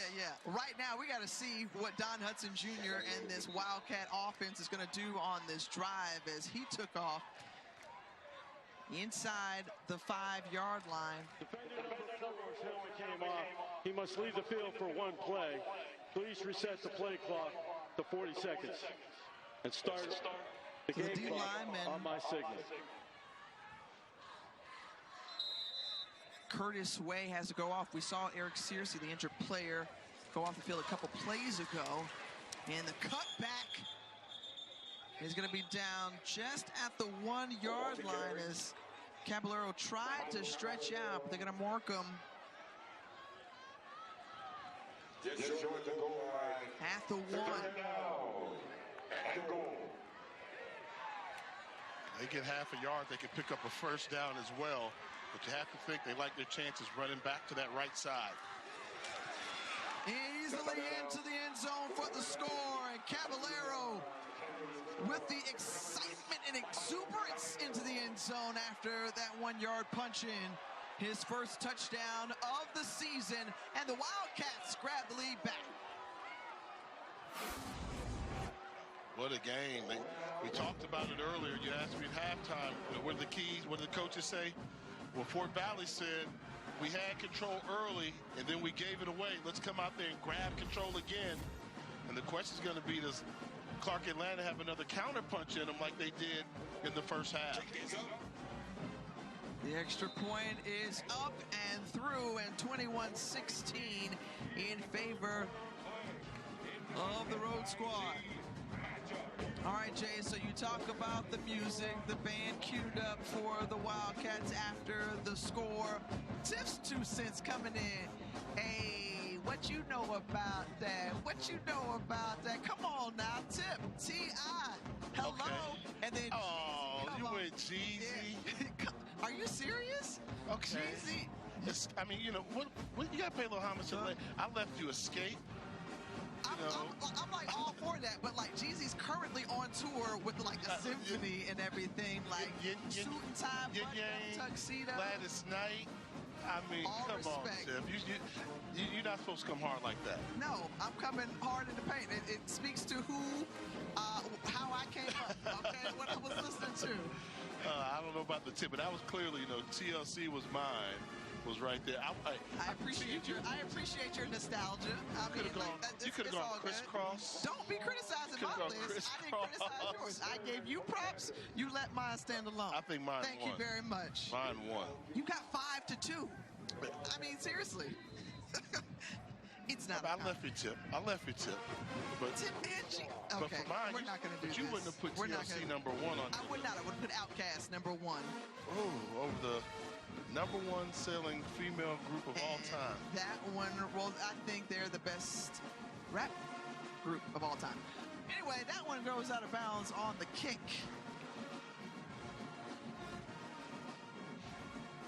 Also a good time to let you know, tomorrow night at 7:30 Eastern, a Big 12 battle between Colorado and Houston. Coverage kicks with college football countdown at 7. You can always watch on the all-new ESPN app. I know we're supposed to move on, but I can't resist. Hey, how come neither one of us put Dion, Must Be the Money, in our music group out of Atlanta? Coach Prime, I mean, he didn't make the list.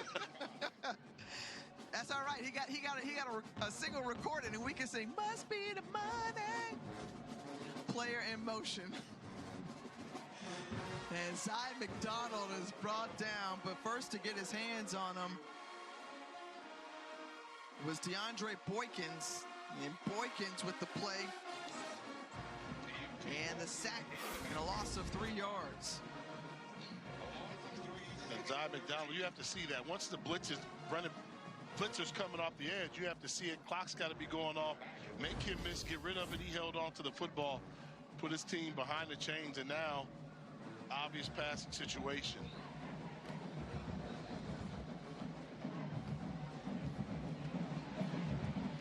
Donald was looking, and he's an excellent runner. That's one of the things that they loved about him is his dual threat ability. Boykins again on the stop, but it's a first down. And again, how do you capitalize and build off of the success of last season, making it all the way to the SIAC championship game? They got 33 players returning from a season ago, but they added 22 transfers. McDonald among them. And you can kind of see, you know, what you learn about the game of football. What you go against is normally what you become. So Clark-Atlanta has a really good defensive line. Naturally, that means their offensive line goes against those guys, and they're going to be good.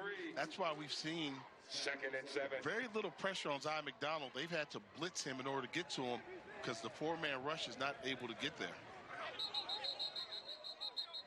Penalty flags before the play. Penalty flags come out.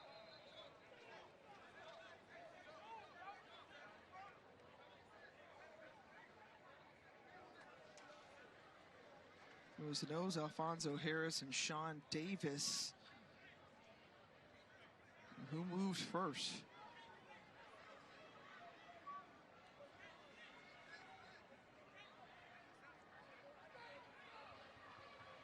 Offside. Defense with contact. Number 57. 5-yard penalty. Range.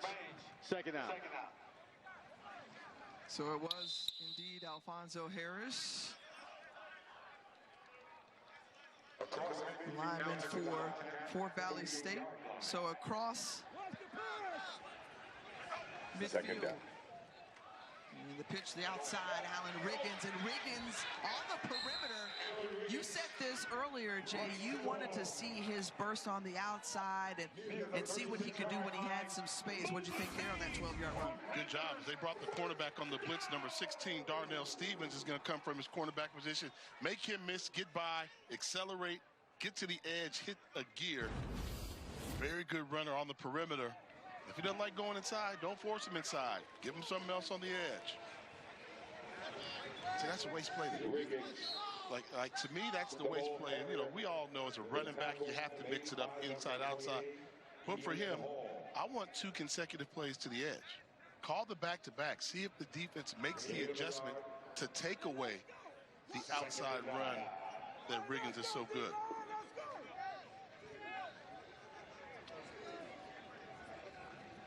On 2nd and 9. Man in motion. Waiting forward across was Armand Harris, and Harris brings it in. Armand Harris with the reception. And now 3rd down upcoming. Keon Thrillkill. To bring up 3rd and 5.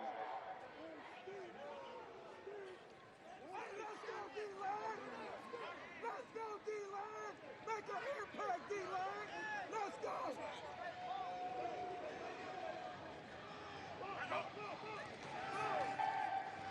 The pass. He's looking for it, McDonald, but instead continuing to scramble under duress. He takes off, cuts back inside. And Cy McDonald keeping the play alive, tripped up by KJ Spence. And a pickup of 12. Yeah, they just, the pressure hasn't really been able to get there. This is just a flush. Quarterback holding on to the ball for 5 or 6 seconds. The defensive line for Fort Valley State has not been able to really cause any trouble tonight for Clark-Atlanta. Inside run with Riggins. And Riggins, the ball carrier. Well, Jay, you mentioned a couple of plays ago, Darnell Stevens making the tackle. We said earlier, twin brothers going against each other. Darnell Stevens, the cornerback for Fort Valley State, number 16 in white. As the play whistled here, we'll tell you more about the Stevens twins when we come back here at the end of the third quarter. It's 21-16 Fort Valley. The locker room to get them to put up 14 points in that third quarter. It's what we've been talking about all week. We just got to finish. Week 0 versus West Alabama, that's something that we did not do. So my main thing was come out and finish. Coach, how would you grade your young freshman quarterback's performance making his first career start? He's been doing well. A couple reads that he needs to do better, but overall he's been good. He's very elusive during the game, so that's a good thing to see. All right, thanks, Coach. We appreciate the time. Thank you.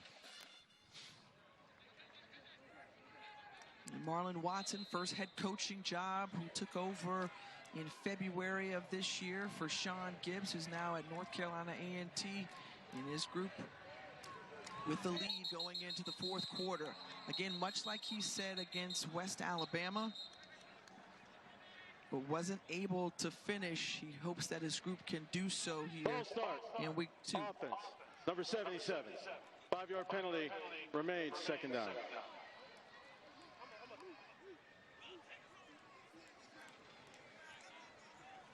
Northern Illinois grad who has had great experiences throughout his time. Pat Narduzzi was his position coach, who's now the pick coach when he was at NIU.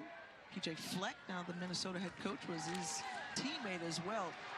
And too tall for the receiver. And Zy McDonald with an incompletion. Harris tried to go up and get it, couldn't come down with it. Now, this is that seam route that we know that McDonald likes to throw the fastball, but missed the strike zone a little bit high and tight. Really knows it. If he's like, if I would have got that down, could have possibly had a touchdown or another big play. Instead, 3rd and long. Good formation versus cover too high. Get somebody in the middle of the field and try and stick a seam route. Look to the bottom of your screen. Ronnie West, who has been his favorite target here tonight, and going way back as Zy McDonald dumps it underneath, finds his man, and able to try to get something out of that, and does so as Allen Riggins.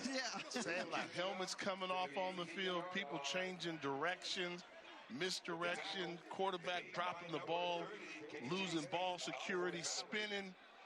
Everything you see on the Sandlot. After all that, gain 3 yards. Officials timeout for injury. And David Moncrief, the middle linebacker from right here in Atlanta, Georgia, is down. The sophomore is seeking attention and gets it on the field. So this young man who played his high school ball at Grayson High School, one of the powerhouse programs in the state of Georgia.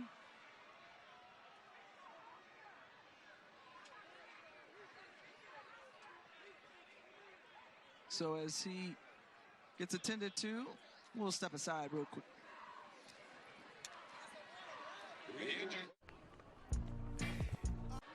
Zy McDonald getting a talking to, and so that instead of capitalizing on a touchdown, they go for a field goal, which is made and good from 35 yards out from Carlos Lopez. And this is the conversation that he was having with his OC, Marvin Cunningham. It's points on the board. You always tell me get points on the board. Okay, I missed one pass. I've been hot. But at the end of the day, they got to get over that. And that's coaching, though. You do want that coaching. Cunningham trying to get the best out of him that he can. But I think at the end of the day, if I'm a quarterback, I'm saying, Coach, you're really getting on me because I drove us down the field and we're going to settle for a field goal? He's also going to say, hey, we were 2 for 2 in the red zone prior to that field goal. On touchdowns. Yeah, 2 for 2 with touchdowns. That's right, yeah. Now you're 3 for 3. You just got 2 touchdowns and a field goal, and you're right there in the game. But a lot of football left to be played, you know. Obviously, Marvin Cunningham, the OC, saw something he clearly thought that Zy McDonald missed. We didn't know it up here, but you know, the good coaches and the good quarterback duos, they want more. They always want that big play, and I think they just got to get on the same page. Did I make that like they can make up and get over? They can make it. Let's be kind to one another. I'll tell you, with Fort Valley, who came out of the locker room after they saw Clark put up 16 unanswered points, what they did in the third quarter was answer back with 2 TD scores. Good job, and you saw the freshman finally show off his arm and to get it going there, hitting the receiver in stride. But now the key is, you know, we saw Fort Valley come out. We've seen them come out and take the lead before in this game, and then we saw Clark-Atlanta take the momentum, score uncontested points. So right now, it's going to be a matter of, can Fort Valley continue to put points on the board and not hit that lull they hit in the second quarter of this game? Well, Don Hudson Jr., the true freshman, 18 of 19 through the air, 119 yards and 2 TDs. And putting it in the air again, Braylon Morgan picks up the first down after that gain of 12.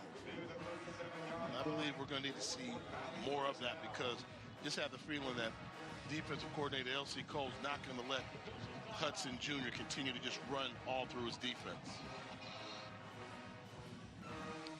In another injury timeout taken on the field, that's the backup safety, Tyreek McPherson, who's currently down. Clock operator, please reset the clock. 13 minutes, 50 seconds. 13 minutes, 50 seconds. Thank you.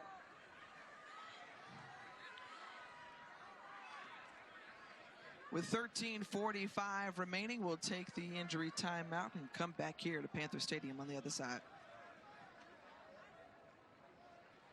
Extreme weather. Thursday night. Give me that aluminum foil up there, what you see at the top of that picture. That's where the tailgate goes down. That's where Jays finds his eats. Yeah, you're always looking for eats. I'm just trying to give props to the folks coming out on a Thursday night under the lights.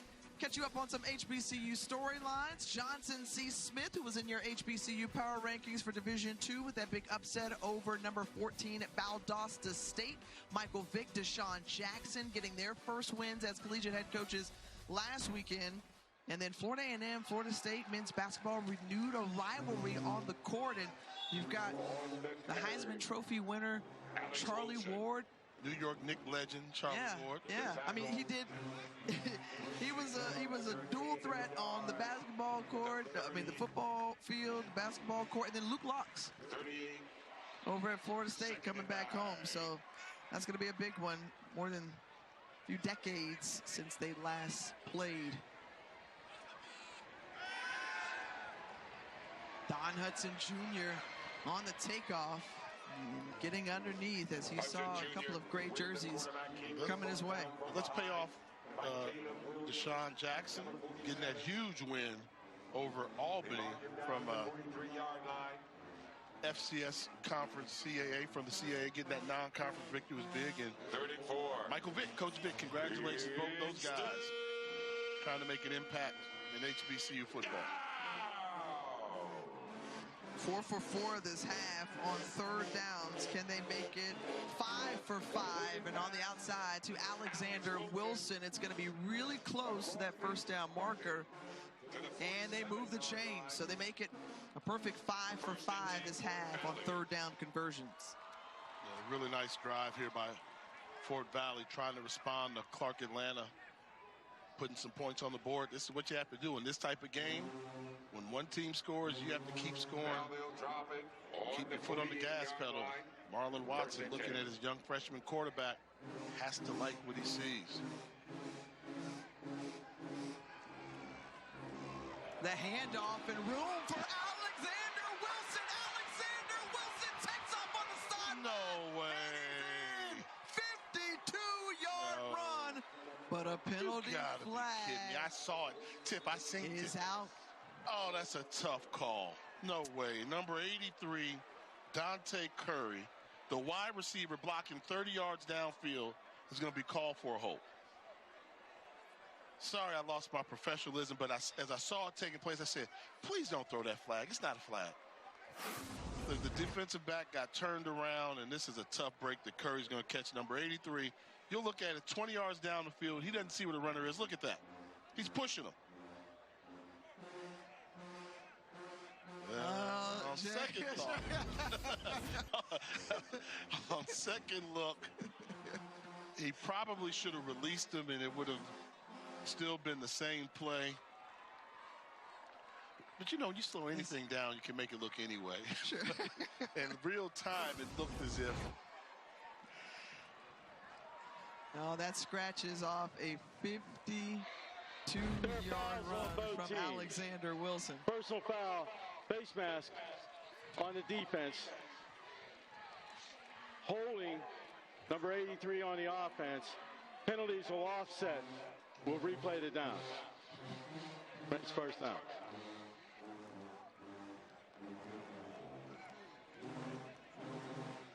Okay. And I'm pretty sure that first down.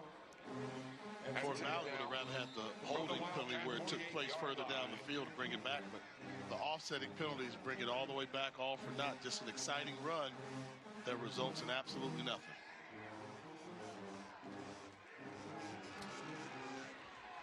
They hand it off. This time it's Dimitri Simmons going to that right side once more. Number 12, Gain of Dimitri 5 Simmons. and into Panther territory. Well, when we talked with Marlon Watson this week, he understood the importance of this game. He took over back in February, as we mentioned, but the last time these two teams met,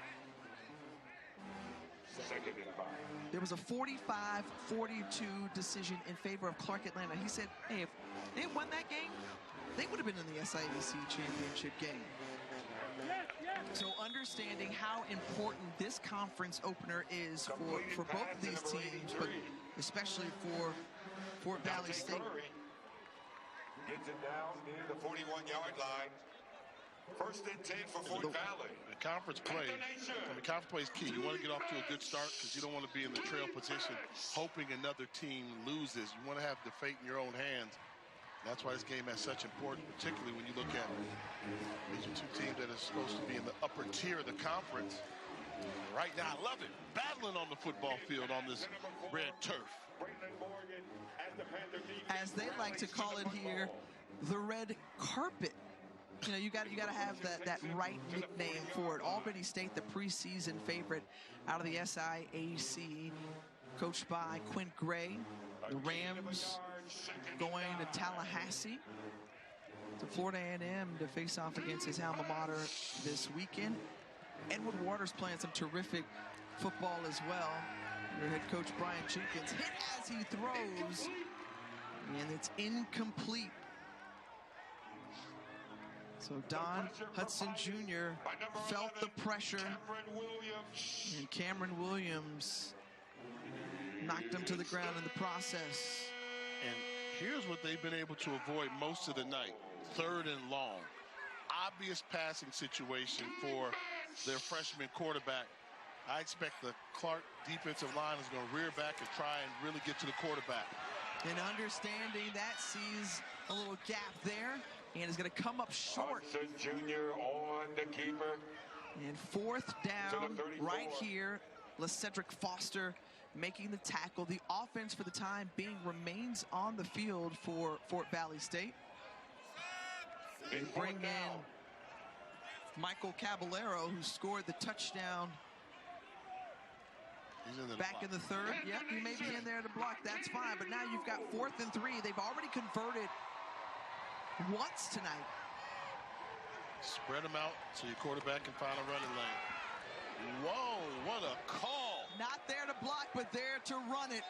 And Michael Caballero picks up the first down. That is a great job of scouting by offensive coordinator Willie Totten. There's really nothing in that situation that says you hand the ball off to your running back and you go straight up the middle. 5-man box, but they're able to get shoulder pads on shoulder pads with a big back, lean forward for just enough yardage for the first down. Junior out of Savannah, Georgia. Had his number called by Willie Totten. 11th play right here, and the RPO, or the design run, excuse me, from Don Hudson Jr. is brought down by Jordan Newton.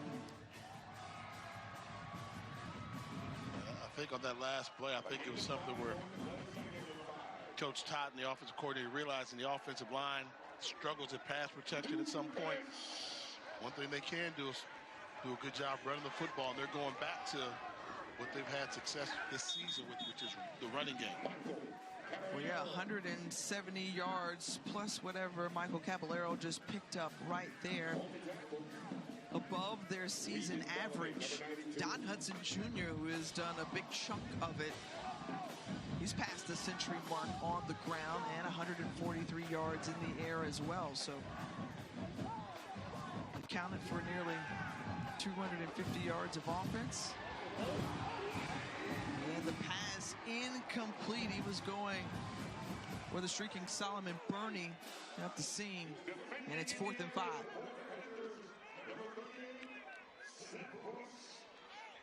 They're about at the limit of the range. I think they would feel comfortable going for a field goal.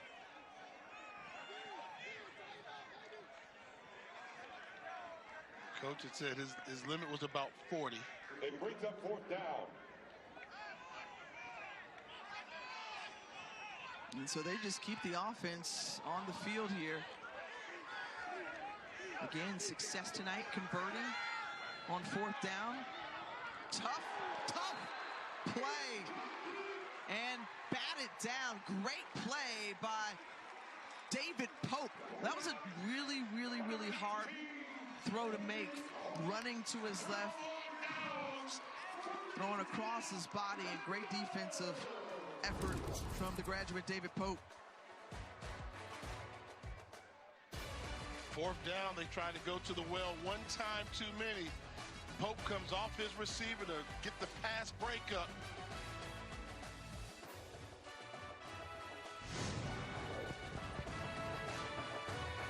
In their collegiate career, and Darren Stevens, the wide receiver for Clark-Atlanta. Darnell Stevens, the quarterback for Fort Valley State. The two who have been used to playing with each other all throughout their lives growing up, and now they line up against each other. And the coaches told us, hey, remember, it's not brother against brother, it's Clark-Atlanta versus Fort Valley State. So these two, who's going to step up for him right now? Zy McDonald doing what he needs to do, a 6-yard gain there. But how cool is that? I mean, you get to line up against your brother, and they say, hey, look, Darren Stevens, he's fought through some injuries. It's been tough for him. And yet he's back on the field, and they're happy to have him there. As a fan, I can appreciate it. But I got to go to you. As a mom, who are you pulling for? Oh, how would you feel? Split jersey all the way. It's split jersey all the way. I love you the same. I love you equally, baby. No matter what you do, I'm going to love you equally. Yeah. It's going. I may love you differently, but I'm going to love you equally. And Darnell Stevens, they say, hey, what a great example of what a Fort Valley State man is all about, as that one is complete. 1st down after Sellers keeps moving. I would think as a mom, like, let's suppose one of them is like all conference, the other one is like trying to make the starting lineup. You kind of naturally say, oh, I want the one that's not as good to do a little bit better. Would I be wrong for doing that? You're pulling in the underdog piece. Yeah. You just want to see both of your children succeed and do well in whatever capacity that they do. That one not too tall as it's brought down and hauled in by the receiver, Armon Harris. Harris, again, a D2 All-American, the slot receiver with great hands and a little get up there as well. Yeah, the one-on-one matchup nightmare, but they play zone coverage. He always finds a way to find the soft spot, then able to climb the ladder and come down with the huge grab for the Panthers. Under 6 minutes to go, and that's going to be really important, that last drive from Fort Valley State, because they had a chance to get some breathing room. 14 plays, 50 yards, more than 6 minutes taken off the clock, but no points. Now Clark-Atlanta has an opportunity on this drive to try to grab the lead back. You have to like your chances now if you're Clark-Atlanta. You need to run the football. You've crossed midfield. Your offensive line has done a really good job controlling the line of scrimmage. You've got some runners that can gash. It's going to be an interesting finish here in Atlanta. McDonald to the outside, and the pass dropped by Krishan Sellers. So now 3rd and 7 here for the Panthers. Krishan Sellers, the intended target. Brings up 3rd down. And kind of the guys you look to go to if you're Zion McDonald. You've gone Armand Harris, Ronnie West a few times tonight. They've been the top reception getters. And I'll say this, every time Fort Valley's brought the blitz, Clark-Atlanta has seen it and gone the right place with the football. So that probably means you're going to see some zone right now. Steps up, has room to run, instead throws it downfield. The reception is made by Armand Harris inside the red zone. 27-yard catch. This is good awareness, because I actually thought he was going to cross the line of scrimmage. He could have run for this first down, but found a crossing receiver and able to pick up a huge first down. Yeah. 11 yards after the catch. And Alan Riggins powering ahead along that right side as Jamarian Stevenson the stop. Now you milk the clock a little bit, no hurry. I wouldn't call a play until there was less than 10 seconds on the play clock. Gain of 4, 2nd and 6. And continue to run the football.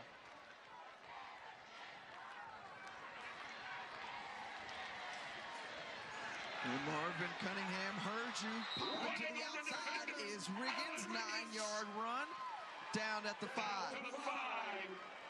1st and goal, Clark-Atlanta. I like the play selection and how you run it. I just think you're letting too much time stay on the clock. See, Fort Valley knows what they're in right now. They call the timeout. Like, we're going to need to get this ball back with some clock. And I think they snapped that ball in the previous play. That was Clark-Atlanta with about 20 seconds on the clock. I would have wound that down to at least 10 to put some pressure on them. 2 timeouts remaining for each team. 1st and goal for Clark-Atlanta. Well, we talked before today's game. You know, Teddy Keaton just mentioned how special a relationship that Clark-Atlanta has with Arthur Blank and the Arthur Blank Foundation, providing new helmets and also a new turf that was installed last year. And certainly it makes a statement when you come into the stadium. He said that's university red, just so it's clear. It's university red because... And it's called the carpet, correct? Yes, the red carpet. And so when you look across the college football spectrum and the unique fields, obviously, the granddaddy of them all, by Boise State and the Smurf turf, and I really like the surf turf. You do too, could right? Be the coolest. That could be the coolest. Coastal Carolina, Central Arkansas, the stripes, the busiest. And it'll throw you off for sure. And then wow, here it is. It's hot. Inferno. It's hot. The Inferno is bright red. At Eastern Washington, and then Eastern Michigan, the factory, more dulled down. Yeah, so after this play, we'll find out where the carpet, red carpet, lands for you, Jay, as the ball carrier driven back a yard. You had me going. I was feeling good about the piece, and then you rolled me to sleep with that Eastern Michigan. I mean, it's like getting a car painted Battleship Gray. You know, it's Battleship Gray for a reason, so you really don't stand out. You kind of blend in. I like the carpet, the red carpet. The name is there, but... I mean, under the lights, showtime here for Clark-Atlanta University, their first nationally televised night game. Under the lights and touchdown, showtime, and boom, stepping up big to the occasion is Armand Harris.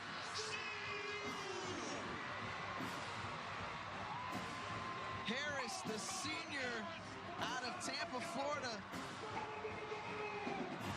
Look at this. Are we at Clark? With a football atmosphere and crowd. This is the AUC getting into football? Oh, they're ready. They've been ready. They haven't talked about a football player here since Double-A. My man Double-A back in the 90s, Anthony Abrams. I'm liking it, though. The environment, no matter how this game turns out, this is fun to enjoy a football game here in the legendary AUC on the campus of Clark-Atlanta. And credit Dr. George French Jr., the president here, for believing and investing in football the way it has. And right now, his Clark-Atlanta Panthers up 26-21 with just under 3 minutes remaining. I mean, that's a good decision by Zion McDonald. Again, they brought a run blitz from the outside. He recognized it, pulled the ball instead of having a negative play, turned it into a touchdown. But, a school like Clark, in a city like Atlanta, which means so much to college football, they get this thing going, it's going to be hard to stop. And let's not forget, they got that all-girls school across the street. Helps with recruiting-wise, and then you've got Morehouse across the street. So the AUC's always been known as a hub where you like to go as a college town, and if you add some football to it as well, they could be brewing something special down here. And don't forget about Morris Brown and the resurgence that they've seen as well. And their enrollment is shooting up. Fort Valley State looking to answer. Big return here by Braylon Morgan. When we talk about they're working on something here, down in Atlanta, when I came to Atlanta my first time for spring break, you needed that red. But you know what that red was for? That red light. That Krispy Kreme donut. That means that they were hot. They got the red turf. So the donuts still got to be hot down here. You saw the red light, you would.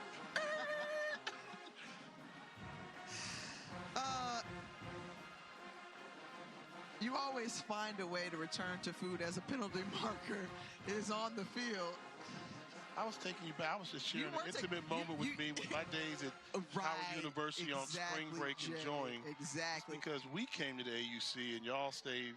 The varsity. Sunshine State. Where'd you go to the varsity? I mean, look, there are so many iconic places here. Beautiful. In Atlanta. The beautiful. Yeah. Out in Decatur. Pascal's. Pascal's a good one, too. JJ's Rib Shack. Come on now. Personal foul. Kicking team, number 13. Late hit. Penalty will be added to the end of the kick. Excuse me, the end of the run. Correction, end of the run. 15 yards, first down. Jade, that is a huge penalty here against Krishawn Sellers with the late hit afterward, because it was already a very good return, and then you see him there at the end. Yeah. Good acting down here. Tyler Perry Studios. they're working on the acting classes down here now, because that was not warranting a penalty. If you're Fort Valley, take advantage of it. Alex Hinton, he sold it. He sold it right there. And that puts the Wildcats in Panther territory. First play of the drive, Alexander Wilson up ahead for 6 yards. Brought down at about the 40. So Fort Valley State's got the 2-minute timeout to work with, along with 2 timeouts as well.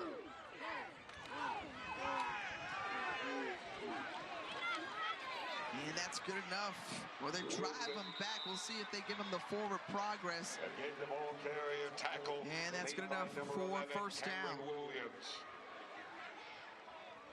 Alexander Wilson, who's getting stronger in this game. 400-pound bench. They say 600 squat. Real tough guy. And he's going to trot out the game for a moment. And you have to look at the clock. You want to get a ball snapped by the 2 minute. You're in the trail position. Trail position, you already burned the timeout. I'm snapping the ball before the 2-minute warning. Just my opinion. Let's see if it has a factor in this game. Leaving the little timeout off the board. We'll see how it plays out.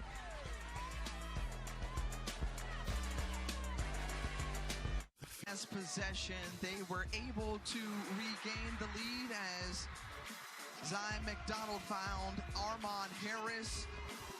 And that's what takes us to this 26-21 spot right now as The Panthers have found a way in this fourth quarter to regain the lead. Now, Fort Valley State on the road. Can they pull off the victory? And the way Clark-Atlanta is trying to crowd everybody up front, they're like daring Fort Valley to throw the ball. And to Fort Valley's credit, it looks as if Clark-Atlanta's abandoned it. They're packing the box, but they're still able to pick up positive yards. Safety's a little bit high right now for Clark-Atlanta. You have to think at some point they have to bring him in the run coverage. The true freshman quarterback, Don Hudson Jr., who has done a nice job all night long in his first collegiate start. He runs out of bounds after a pickup of 10 yards. And a fresh set of downs.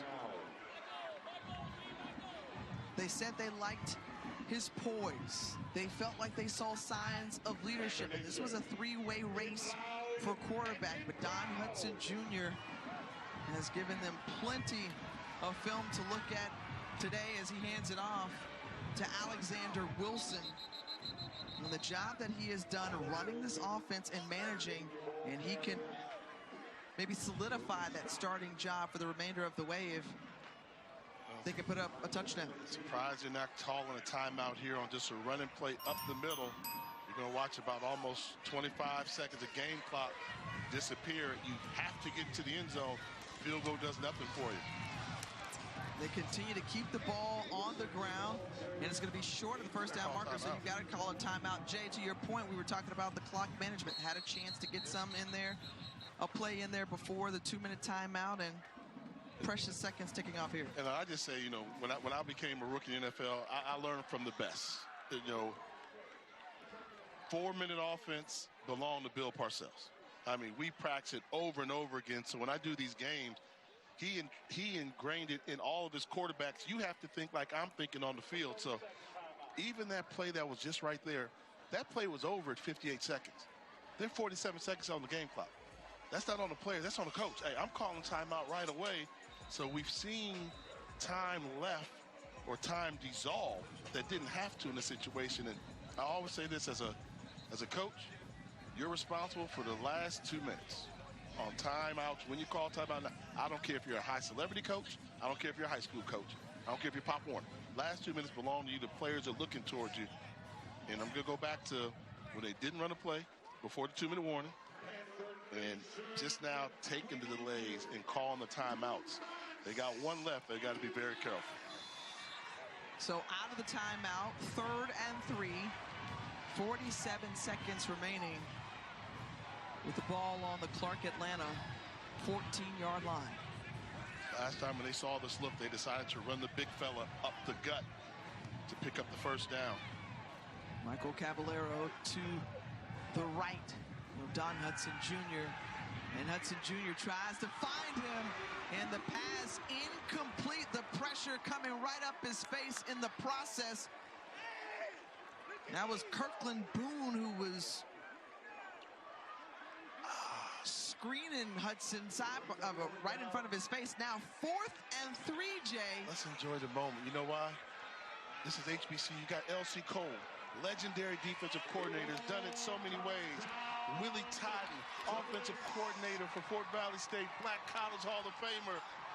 Who's going to win this chess match on 4th and 3 with everything on the line in this game?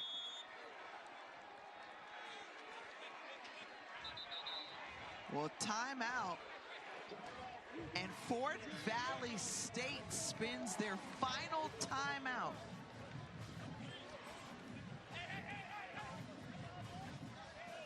Well, they elected to go with the true freshman at the start of this game, Don Hudson Jr. They felt like he could run the offense. And honestly, Jay, he's been on the run most of the night. Absolutely, and he's been able to break containment. That means get outside. So he's always going to his left or to his right. We don't really see him running up the middle of the defense. So you have to think about that. If you're Clark-Atlanta, when you try to attack him, how do you attack? But the Hudson's look good all night. He's been very efficient, hasn't turned it over, managed the game, but also has been a factor in this game. With all that being said, He needs to come up with 3 yards right now.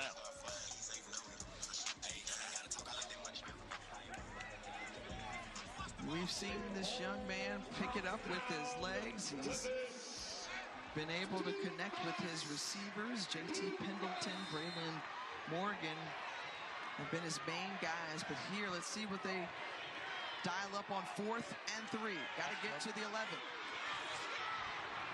And let's see where they spot it. It's going to be close, Jay, right at the marker. It's going to come down to the spot. They went with quarterback draw.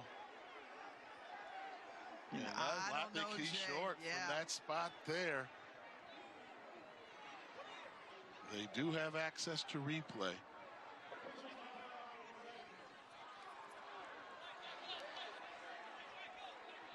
So much off coverage across the board. The defensive backs were all playing 5 or 6 yards. I thought he could have just hit a quick pass, but they put it in the freshman's legs. They put it with his legs. That was designed quarterback run.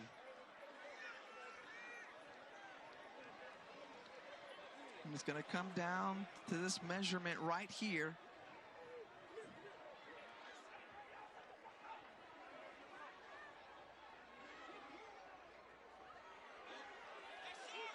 And according to the chains, looking at it, and it is short.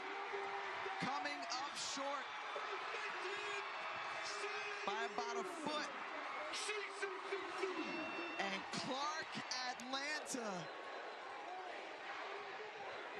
the Panthers erupting in the stadium. They've got 37 seconds remaining, but what a huge hold here on 4th and 3. With our little unofficial line, I mean, you see right there the legs get tripped up and then the hard hit. Backside down on the red carpet. And Clark-Atlanta defending their home carpet. You can still say home. I would respect it. They call it the red carpet. I was starting to say their home turf, their home field. No, it's the carpet. What a game. Hard-fought battle between these two teams. One of the things that we heard from Marlon Watson, he wanted to see his team finish. They were unable to do so.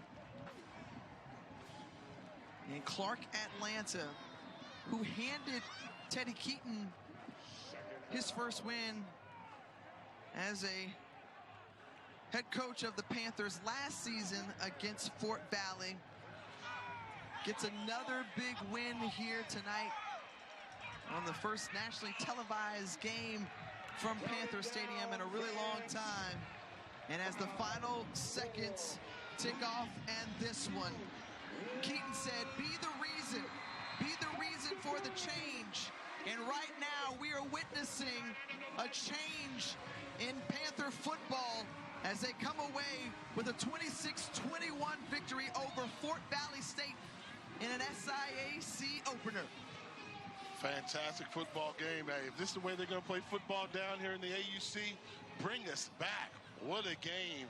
Congratulations to Clark-Atlanta defending their home carpet here in an impressive football game. But something tells me both these two teams will have something to say when it comes to SIAC Division II HBCU football play. We had a fantastic time here at Clark-Atlanta University. For Jay Walker and the rest of our great crew, I'm saying so long from Atlanta. I'm Tiffany Green.